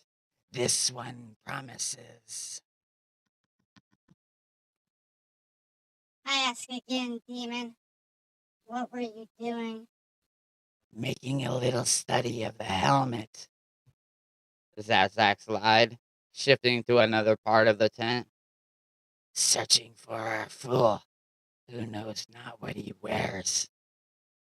Her anger turned to interest. And did you find out where he is? If I could tell him a little bit more. The demon chuckled, a scratchy sound like furious bees trapped in a jug. Why, when we agree that the armor will never be his? Because he still has the helmet, you fool. And until we find the armor, we still need Augustus because his connection to the helmet. True, mused the demon. His ties to it run deep. This one would say, blood deep. Her chin went up as she flung her hair back. Signs that Zazax had long ago learned meant that the human had grown angry. And what does that mean? The shadow did not waver. This one only meant to jest with that sorceress. Only a jest. We speak of things concerning Bartok, do we not?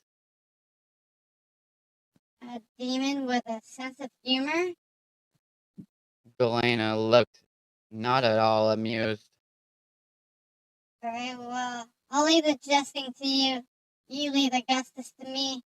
This one would not seek to take your place in the general's bed. The sorceress gave the shadow a withering glance, then left the tent. Sussex knew she would hunt down Malevolent, begin reinforcing her hold on him. The demon respected her abilities in this manner, even if he felt confident that, in his struggle between Galena and himself, the witch woman would surely lose. After all, she was mortal, not one of the foul angels. Had she been such, Sussex might have been more concerned. Angels were conniving, working behind the scenes, playing tricks instead of confronting their foes directly. The shadow of the demon pulled back, secreting himself in the darkest corner. No angels had interfered so far, so Zazek intended to remain wary. If one showed itself, he would take it in his claws and slowly pluck its limbs from it one at a time, all the while listening to the sweet songs of its scream. "Come to me if you dare, angels," he whispered to the darkness. "This one will greet you with open arms and teeth and claws." The dim flame from the single oil lamp suddenly flared, briefly illuminating Glena's tent far more than normal. In that sudden light, the shadow hissed and cringed. The outline of a massive emerald and crimson insect briefly flashed into sight, then quickly faded again as the flame dimmed. Zazax chittered furiously, grateful that Galena had not witnessed his reaction. Oil lamps often flared. He had only been taken by surprise by a mundane act of nature. Nonetheless, the shadow of the demon pressed deeper into the comforting recesses of the tent. There he could safely plot. There he could safely use his power to seek out the human wearing Vortex armor. There he could watch better for cowardly angels.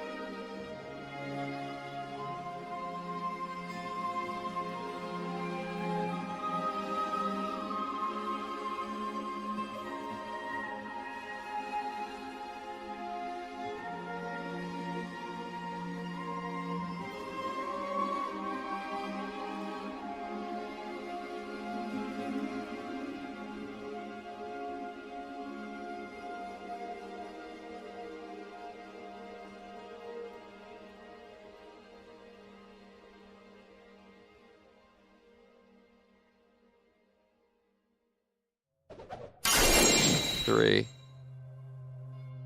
Norik raised his head, screaming before he knew he had awakened. A chill wind snapped him to full consciousness. For the first time, he noticed the intense pain in his right cheek. Without thinking much, he put a hand to that cheek.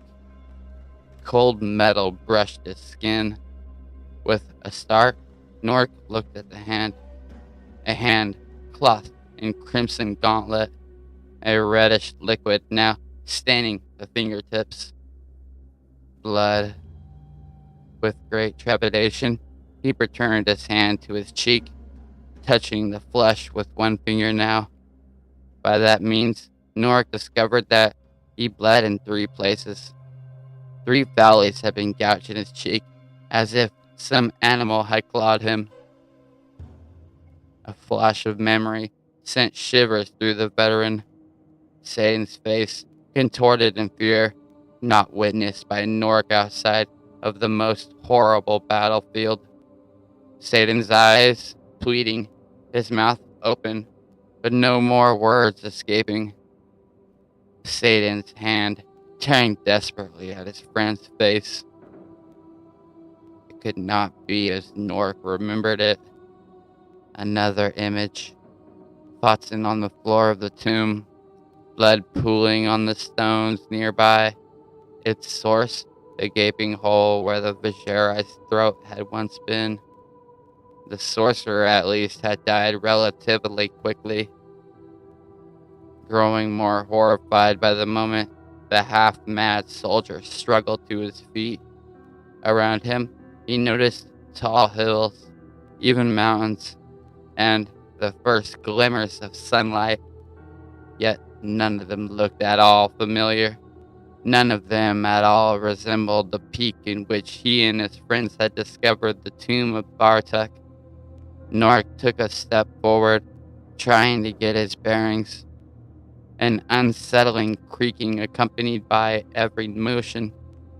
Norik looked down to discover that not only his hands were clad in metal, armor everywhere he stared. Norik only saw the same blood-colored metal plates. He had thought that his shock and horror could not possibly grow any worse, but simply gazing at the rest of his body nearly threw the formerly steady soldier into complete panic. His arms, his torso, his legs, the same crimson armor now hid all.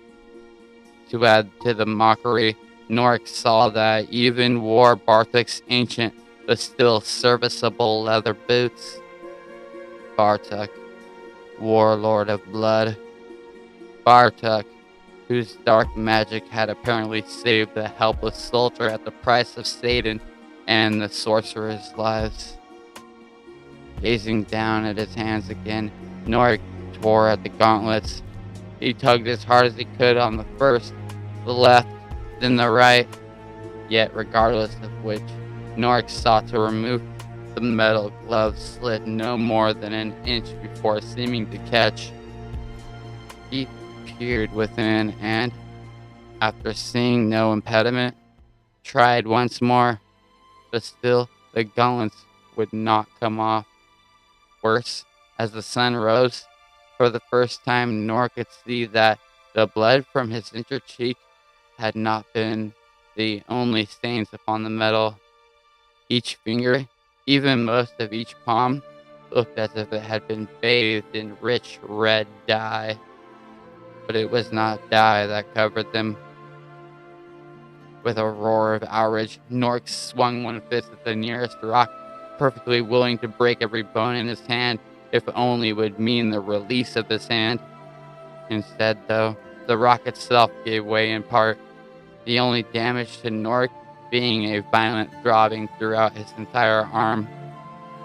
He dropped to his knees. The wind howled, seeming to mock him. Norik remained where he was, head cast down, arms dangling. Fragments of what had happened in the tomb flashed through his mind, each painting a scene most diabolic. Satan and Watson, both dead by his hands. Norik's head jerked up again, not exactly by his hands. The damn gauntlets, one of which had saved him from the ghoulish sentinels, but done this. Norik still blamed himself for much of those deaths, for perhaps he might have altered matters if he had removed the first gauntlet immediately, but by himself he would have never have slaughtered his friends. There had to be a way to remove the gloves, even if he had to peel them off piece by piece, taking some of the skin off with the metal.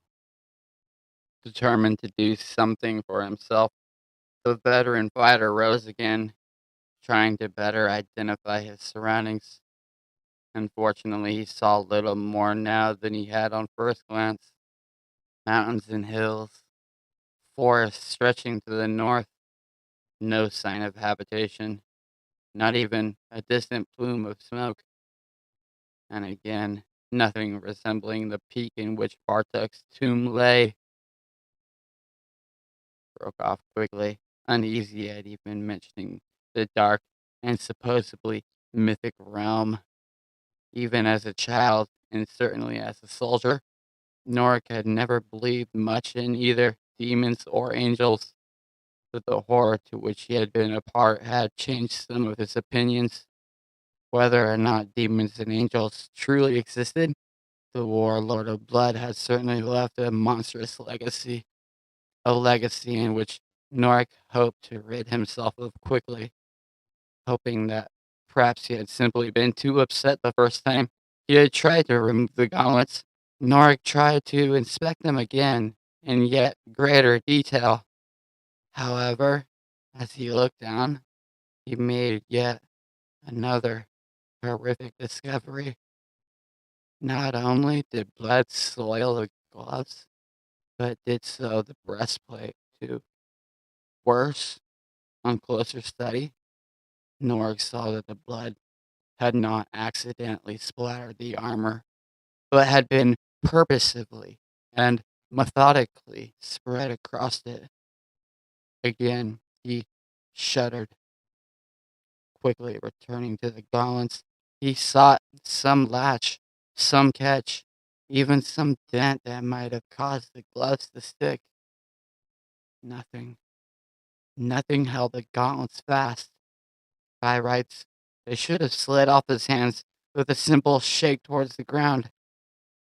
The armor. If he could not remove the gauntlets, surely he can unfasten the other pieces. Some had catches, readily seen, and even with the gauntlets, he surely would have that much trouble undoing them. Other pieces would not have any catches, having been simply designed to slide on and off. Bending down, Norik tried one leg. He fumbled at the catches at first, then saw how best to secure his hold. With great care, the soldier forced the catch open, and immediately it snapped shut. He forced it open again, only to have the same result. Norik cursed, attempting the catch a third time. This time, it would not even open. Attempting several other resulted in the same frustrating results. Worse, when he tried to at least remove the boots, that, despite the cold, they, like the gauntlets, slid only so far before refusing to give way. Norik tugged harder, but again, with no visible success. Madness. These were only garments, pieces of metal, and a pair of old, if sturdy boots. They had to come off. Norik's desperation rose. He was a common man, a man who believed that the sun rose in the morning and the moon at night. Birds flew and fish swam. People wore clothes, but clothes never wore people. He glared at the bloody palms. No demonic voice arose from around him, telling him of his dark fate.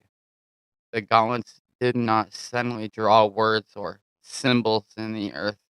The armor simply would not let go of its new wearer. Scattered images of his companions, gruesome ends once more tumbled about in his thoughts, making it hard for Norik to focus.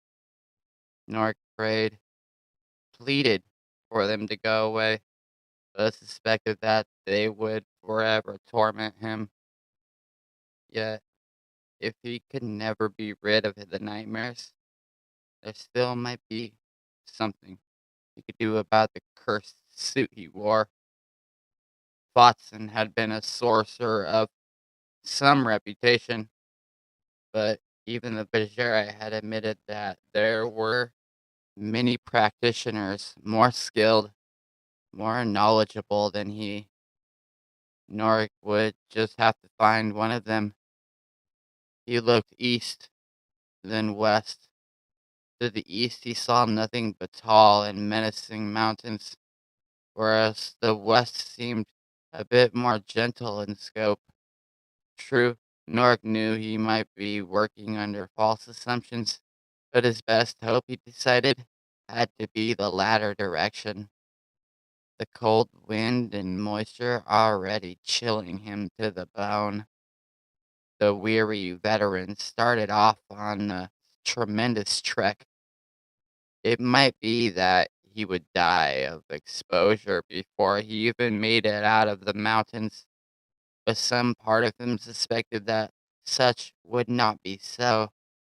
Bartek's armor had not seized him simply to let him die in the middle of the wilderness. No, it likely had some other notion in mind, one that would make itself known with time. Nork did not look forward to that revelation at all.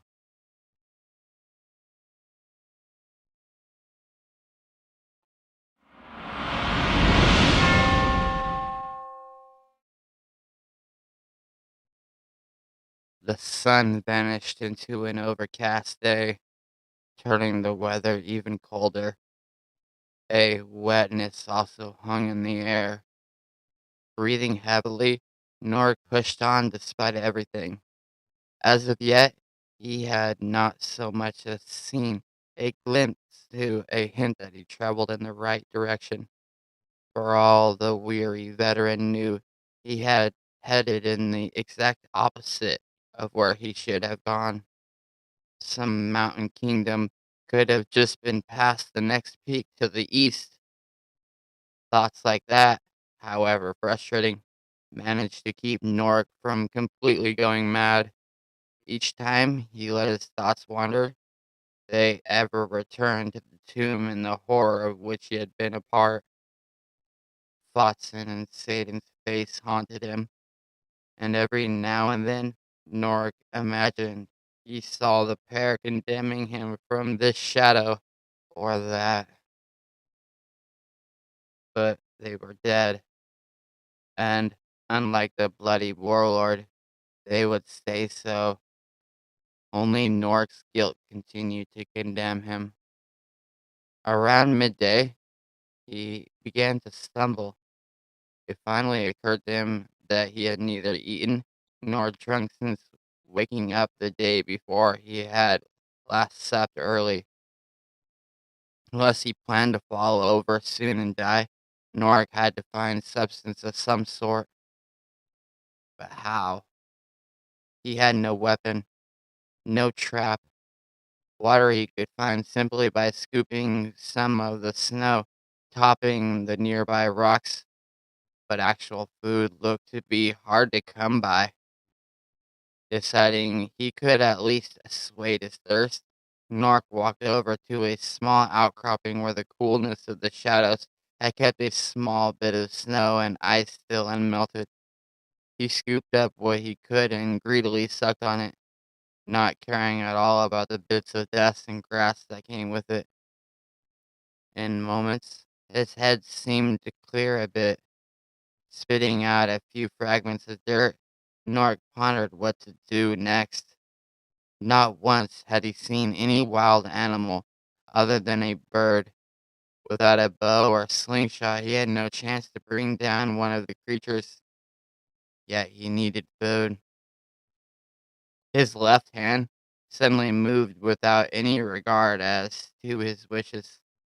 The fingers separated and bent inward, almost as if now Nork clutched an invisible sphere. The gauntleted hand then turned until the palm faced the landscape just before the stunned soldier.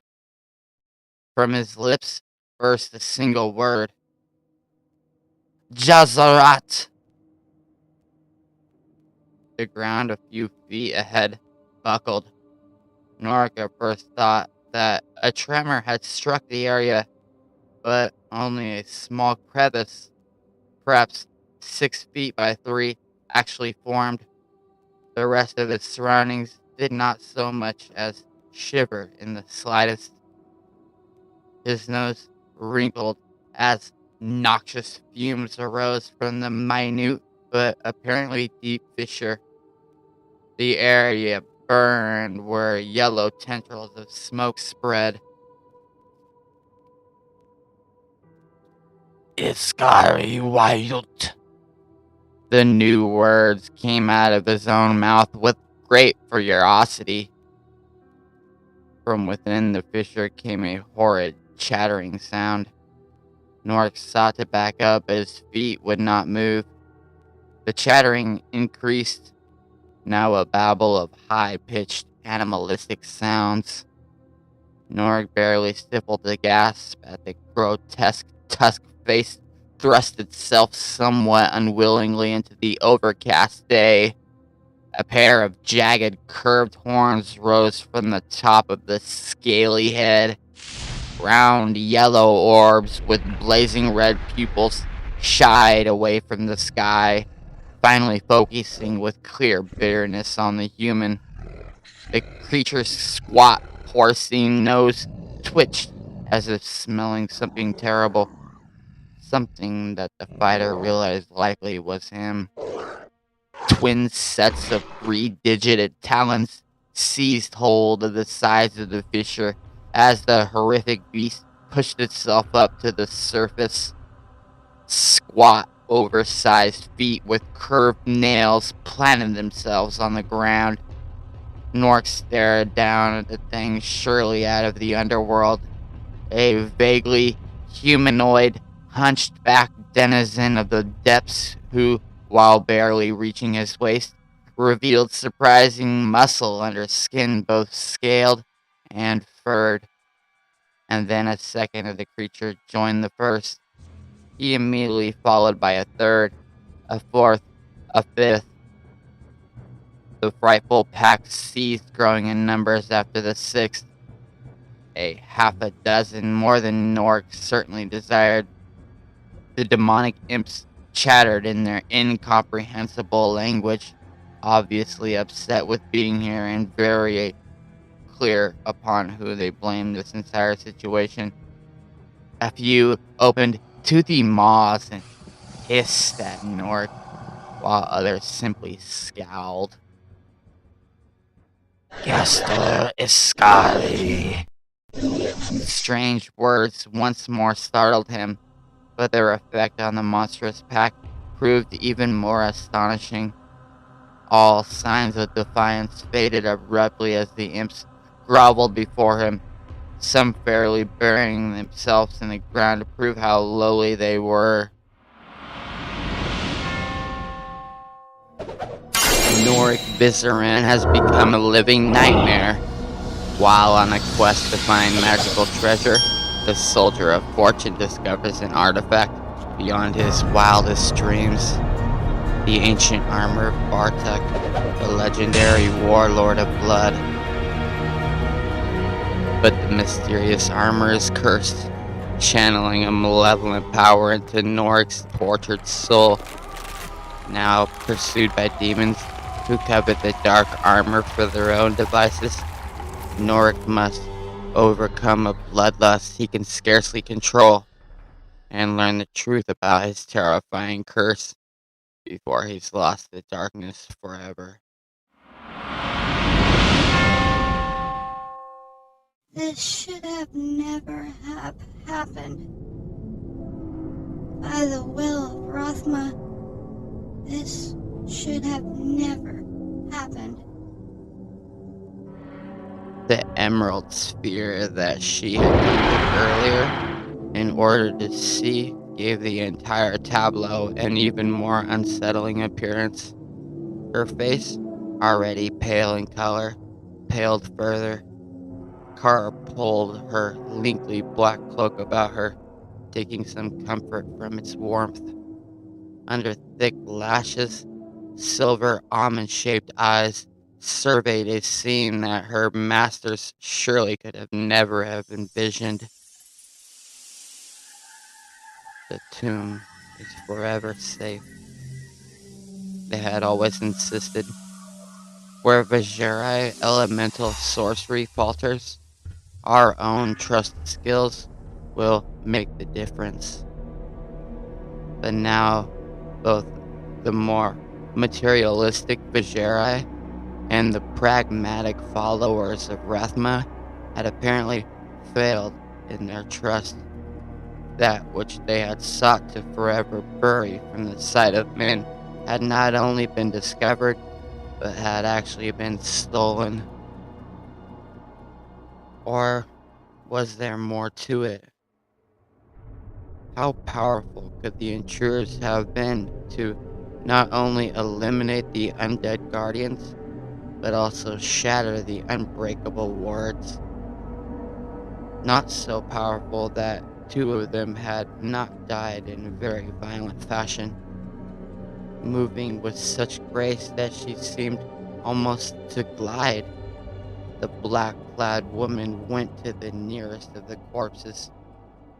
Kara leaned down and, after pushing back several tresses of lengthy, raven-colored hair, inspected the remains. A wiry man, a battle scar, war veteran from one of the distant western lands. Not a pleasant-looking man, even before someone had completely twisted his head around and nearly torn off his arm. The dagger in his chest, surely an exercise in excess, looked to be his own, which had killed him. Even the necromancer could not say. Not yet. The gaping wound had bled well, but not as much as it normally should have. Yet, why cut the victim open after snapping his neck? As silent as death, the slim but curvaceous young woman made her way to the other body. This one she immediately recognized as a Bajeri, which did not surprise her in the least. Always meddling, always seeking methods by which to gain an advantage over one another. The Bajeri made untrustworthy allies at best. If not for them, this entire situation would have never have occurred. Bartok and his brother had followed the early teachings of the Bajiri, especially their reckless use of demons for more powerful spells of sorcery. Bartok had especially exceeded in that respect, but his constant interactions with the Dark Ones had twisted his own thinking, making him believe that demons were his allies. They, in turn, had fed off his growing evil, kindred spirits from both the mortal and the infernal planes. And although Horizon and his fellow mages had slain Bartek and defeated his demon host, they had found it impossible to destroy the warlord's very corpse. The armor, known to bear several sinister enchantments, had continued to try to serve its function, protecting its master even in death. Only the fact that Bartek had failed to cover his throat properly had even allowed his foes to decapitate the villain in the first place. Left with a head and torso that they could not readily burn, the Vajra had come to Kara's own people, searching the dense jungles for the reclusive practitioners of sorcery that balanced life and death. A sorcery that caused their wielders to be branded necromancer. Together, the two diverse orders worked hard to make certain that Bartek's remains forever vanished from the face of the world, hopefully even the warlord's enchantments fading to nothing with time. Kara touched the crimson-soaked throat of the dead sorcerer, noting how most of it had been ripped away with a savageness beyond that of most animals. Unlike the fighter, the mage had died very quickly, if still brutally. His eyes stared up at her, though horror of what had happened to him still evident. His expression remained a mix of shock and disbelief, almost almost as if he could not believe who his murderer had been. Yet, how could some force slay a Vajeri and still fail to stop the other thieves? Had they just been fortunate, barely escaping? Kara frowned. With the undead guardians gone and the wards shattered, what had remained that could have hunted the intruders? What? She wished the others had come with her, but that had not been possible. They had been needed elsewhere, everywhere it seemed. A general ground swelling of forces so very dark had been sensed not only throughout Kyrgyzstan, but also Skosglen. The faithful of Rothman had been spread thinner than in any period in their existence, and that left only her, one of the youngest and less tested of her faith.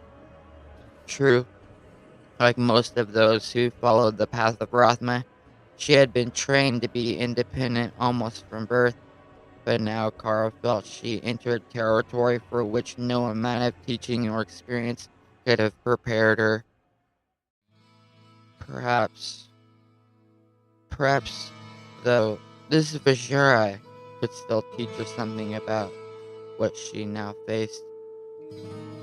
From her belt, Kara removed a delicate-looking but highly resilient dagger, the blade of which had been fashioned in a back-and-forth serpentine manner. Both the blade and the handle had been carved from the purest ivory, but there again appearances deceived. Kara would have willingly pitted her own knife against any other, knowing full well that the enchantments placed on it made it stronger and more accurate than most normal weapons. With neither distaste nor eagerness, the necromancer touched the point to one of the bloodiest areas on the dead Vajera's ravaged throat. She turned the blade over and over until the tip had been completely severed. Then, holding the dagger hilt down, Kara muttered her spell. The deep red splotches on the tip flared brightly. She muttered a few more words, concentrating. The splotches began to change, to grow. They moved as if alive, or remembering life. Kara, called Night Shadow by her teachers, flipped the dagger over, then thrust the point into the floor. The blank sank in halfway, not at all impeded by the hard rock surface. Stepping back quickly, Carl watched as the ivory dagger became engulfed by the swelling splotches, which then melted together, creating a vaguely human form, little taller than a weapon. Drawing the patterns in the air, the necromancer uttered the second and final part of her incantation. In a blaze of red light, a full-size figure materialized where the ivory dagger had stood, completely crimson from head to toe, skin to garments. He stared at her with vacant eyes. He wore the clothes of a Bajari sorcerer, the same clothes, in fact, that the corpse on the floor behind him wore. Kara eagerly beheld the phantasm bearing the likeness of the dead mage. She had done this only once before, and under conditions much more favorable. What stood before her most mortals would have called a ghost, a spirit, but in doing so, they would have been only partially correct. Drawn forth from the life's blood's victim, it indeed bore some traces of the dead spirit, but to fully summon a true specter would have taken more time and trouble, and Kara had to act in haste now. This phantasm would surely serve to answer her questions. Name yourself. She demanded. The mouth moved, but no sound came from it. Nonetheless, it answered, formed in her mind.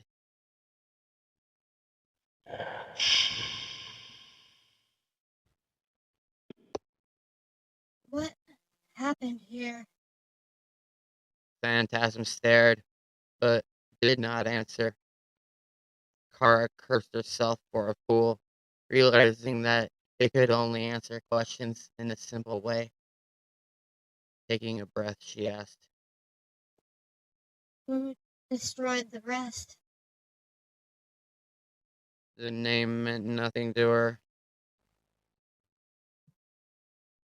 The Vajari? The sorcerer?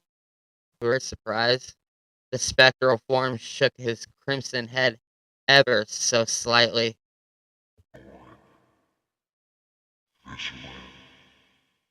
The name again, the last part, Vizeran, meant servant of the Bajari in the old tongue, but that information helped Kara little. This path led her nowhere.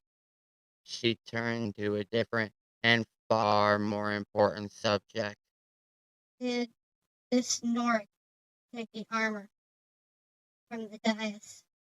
And again the phantasm shook his head ever so slightly. Kara frowned, recalling nothing in her teachings mentioning this. Perhaps Vajera made for more unusual summonings. She pondered her next question with care, with the limitations of the phantasm. The necromancer realized that she could spend all day and night asking, and yet still receive no knowledge of value to her mission. Kara would have to. A sound came from the passage behind her. The young enchantress whirled about. For just the briefest of moments, she thought she saw a slight bluish light deep within, but it vanished so quickly that Kara had to wonder if she had imagined it. It could have simply been a glow bug of some insect, but cautiously approaching the tunnel, Kara warily peered into the darkness. Had she been too hasty in heading directly to the main chamber? Could this Norg have been hiding outside, waiting for someone to come? Absurd, but Kara had heard a noise. Of that, she felt certain. And at that moment, she heard it again, this time much farther into the passage. Muttering a spell, Kara formed a second emerald sphere, which she immediately sent fluttering down the corridor. As it darted along, the dark-haired woman followed after her for a few steps, trying to make out what she could. Still no sign of another intruder, but Kara could not take a chance. Anyone who could so readily slay a Vajari certainly offered deadly threat. She could not simply ignore the possibility. Taking a deep breath, the necromancer stared down the rocky passage and froze a moment later, swearing at herself for her carelessness. Kara had left her prized dagger behind, and she dared not face a possible foe without it. Not only did it provide her with protection, both in the mundane and magical sense, but by leaving it behind, the dark mage even risked possibly losing it to whomever might be stalking the tomb. She quickly stepped back into the chamber, already preparing her mind the spell to dismiss the phantasm, only to find that the crimson figure had already vanished. Kara managed but one more step before a further realization struck her just as hard. With the phantasm had vanished, her precious dagger, yet that alone did not leave her now wide-eyed and unable to even speak. Both the body of the sorcerer Boston and his slider companion had also disappeared.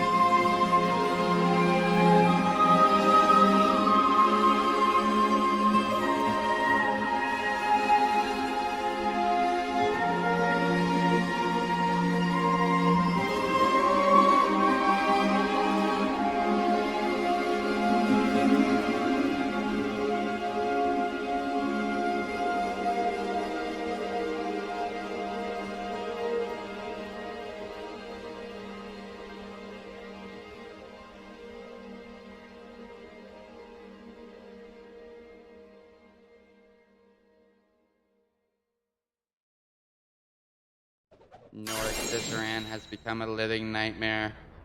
While on a quest to find magical treasure, the Soldier of Fortune discovers an artifact beyond his wildest dreams. The ancient armor of Bartek, the legendary warlord of blood. But the mysterious armor is cursed, channeling a malevolent power into Norik's tortured soul. Now, pursued by demons who covet the dark armor for their own devices, Norik must overcome a bloodlust he can scarcely control and learn the truth about his terrifying curse before he's lost to darkness forever.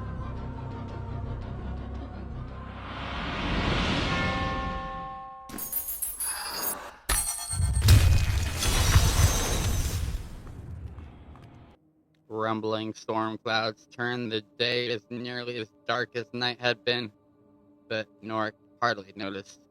His mind still sought some come to grips with the terror of the previous evening and his own limited part in it. More men had died brutally because of Norik's stand quest for gold, although, unlike Satan and Boston, these had likely deserved execution for past crimes. Their deaths had been too awful as far as the soldier had been concerned. The innkeeper especially had suffered a horrible demise, the returning demon bringing back far too much proof of its thorough handiwork. Norik only gave thanks that the hellish beast had returned to the nether realm shortly thereafter with its prize. That, of course, had not enabled Norik to escape the suit's own monstrous actions afterwards. As the desperate fighter moved on, he tried not to look down at the armor, greatly stained by the night's activities. Worse, each passing second, Norik remained aware that his own face still bore a few smudges, despite his best attempts to rub everything off. The armor had been very thorough in its foul work, and while he fought off the horrors in his thoughts, the suit pushed him unceasingly west. Thunder rumbled again and again, and the wind howled, but still the armor moved on. Norik had no doubt that it would keep on moving, even if the storm finally broke. He had been granted one slight boon at least, the garnering of an old, dusty travel cloak hanging on a peg in the common room. The odds had been that it had belonged to the thieving innkeeper, but again Norik tried to avoid thinking of such things. The cloak obscured much of the armor and offered him a bit of protection should the rains come pouring down. A very small blessing, but one for which he was truly grateful. The more he headed west, the more the landscape changed, the mountains giving way to smaller hills and even flatlands. Now, much farther down in altitude, it also grew increasingly warm. The plant life turned lush, becoming more and more reminiscent of the dense jungles the fighter knew existed further south. For the first time, Norik could also smell the sea. What he recalled of the maps he and his companions had carried indicated to him that the more northerly of the Twin Seas could not be that far away at this point. Norik's original hope had been to head southwest to find one of the Vajeri, but he had suspicions that the cursed suit had other plans in mind. A fear briefly erupted within him that it might actually try to walk the breadth of the sea, dragging a helpless Norik into the inky depths. However, so far Bartek's armor had kept him alive, if not completely well. It apparently needed him breathing in order to achieve its mysterious goals. And after that, the wind continued to pick up, nearly buffeting Norik about despite the determination of the cursed suit to keep on its course. No rain had fallen yet, but The air grew thick and moist, and fog began to develop.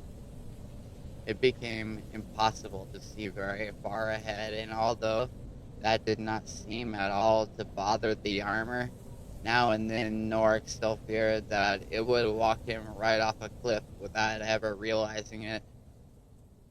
At midday, which almost might as well have been midnight for all the sun failed to penetrate the cloud cover, imps again began to summon to the unintelligible words, spouting unwillingly forward. Despite the growing fog, it took them but minutes to bring back prey. This time a deer. Nork ate his fill, then gladly allowed the small horned demons to drag the rest of the carcass back to their infernal abode. On and on he trudged, the smell of the sea growing stronger. Nor could barely see in front of him, but knew that he could not be far from it, in whatever destination the infernal armor had in mind. As if reading his thoughts, a building abruptly materialized in the mist, followed almost immediately by another. At the same time, he heard voices in the distance, voices clearly of those hard at work. His hands, his own for the moment, the exhausted traveler pulled his cloak tight about him. The less any of the locals saw what he wore underneath, the better. As he wandered through the town, Nork sighted a dim but vast shape in the distance. A ship.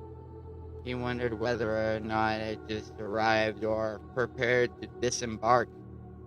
If the latter, it likely would be the armor's destination. Why else would he have been brought to this specific place? A figure in the mariner's garb came from the opposite direction, a bundle under one arm.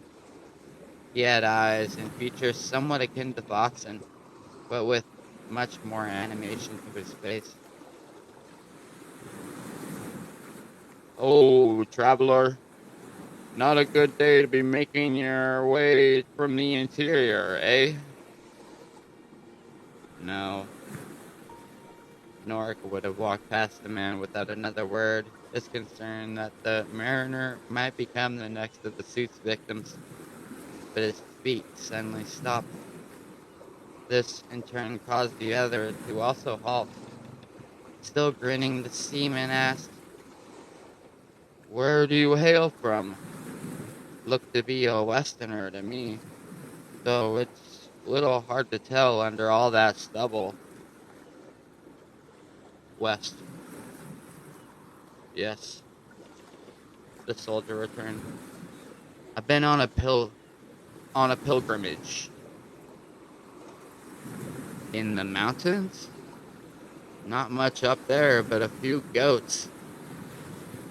Norik tried to move his legs, but they would not budge. The armor expected something of him, but would not indicate what. He thought fast and furiously. He had arrived in a harbor town toward which the armor had purposely headed. Norik had already assumed that it needed transport to some location, possibly even in the ship in the distance. The ship. Pointing toward the murky shape, Norik asked, "That vessel, is it heading out soon?"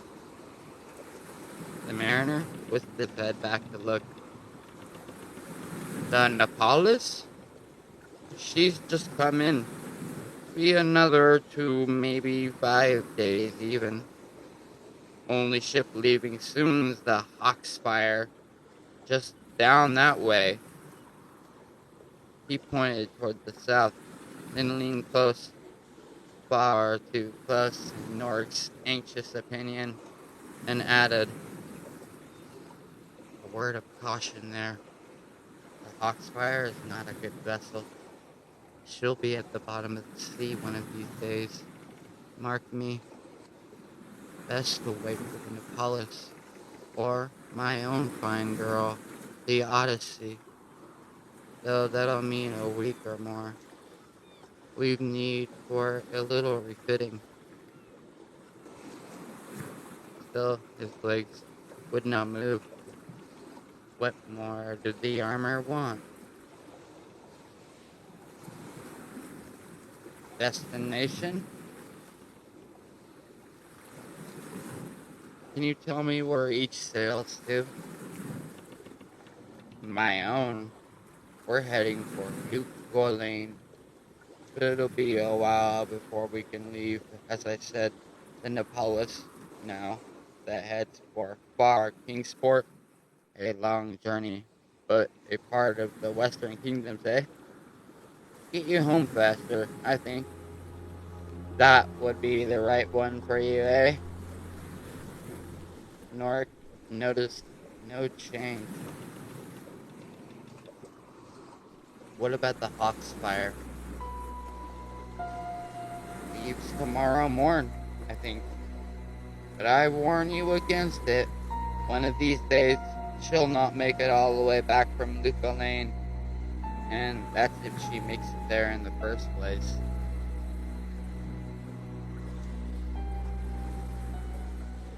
The soldier's legs suddenly started moving again.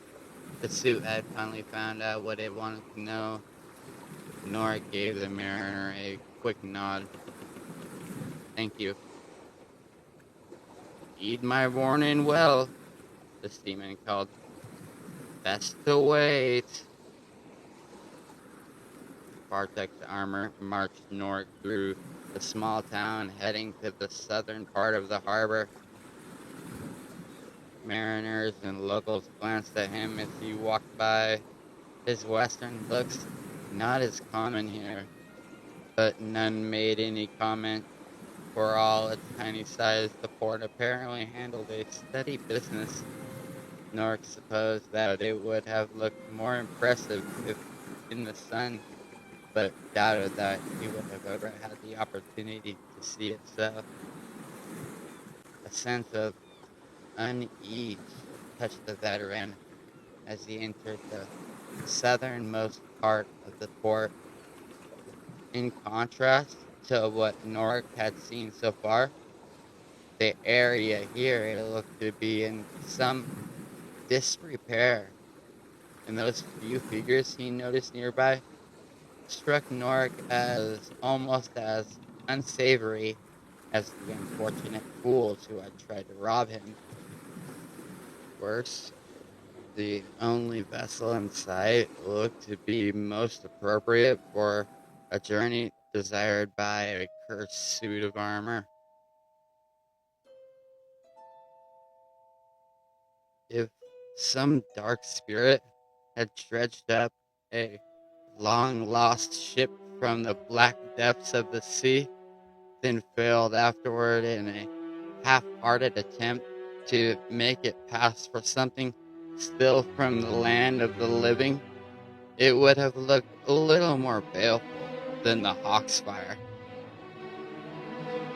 The three masts stood like tall, skeletal sentinels, half wrapped in shroud-like sails. The figurehead at the bow, once probably a curvaceous mermaid, had been worn down by the elements until it now resembled more an aquatic banshee in mid-shriek.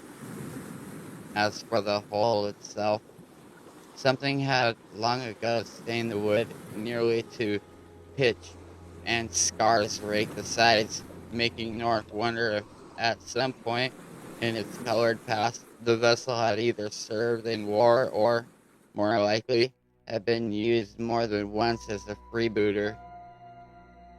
He saw no crew, only a single gaunt figure in a worn coat standing near the bow. Despite the uncertainty of taking a voyage on such a ghastly ship, Norik had no choice but to do as the armor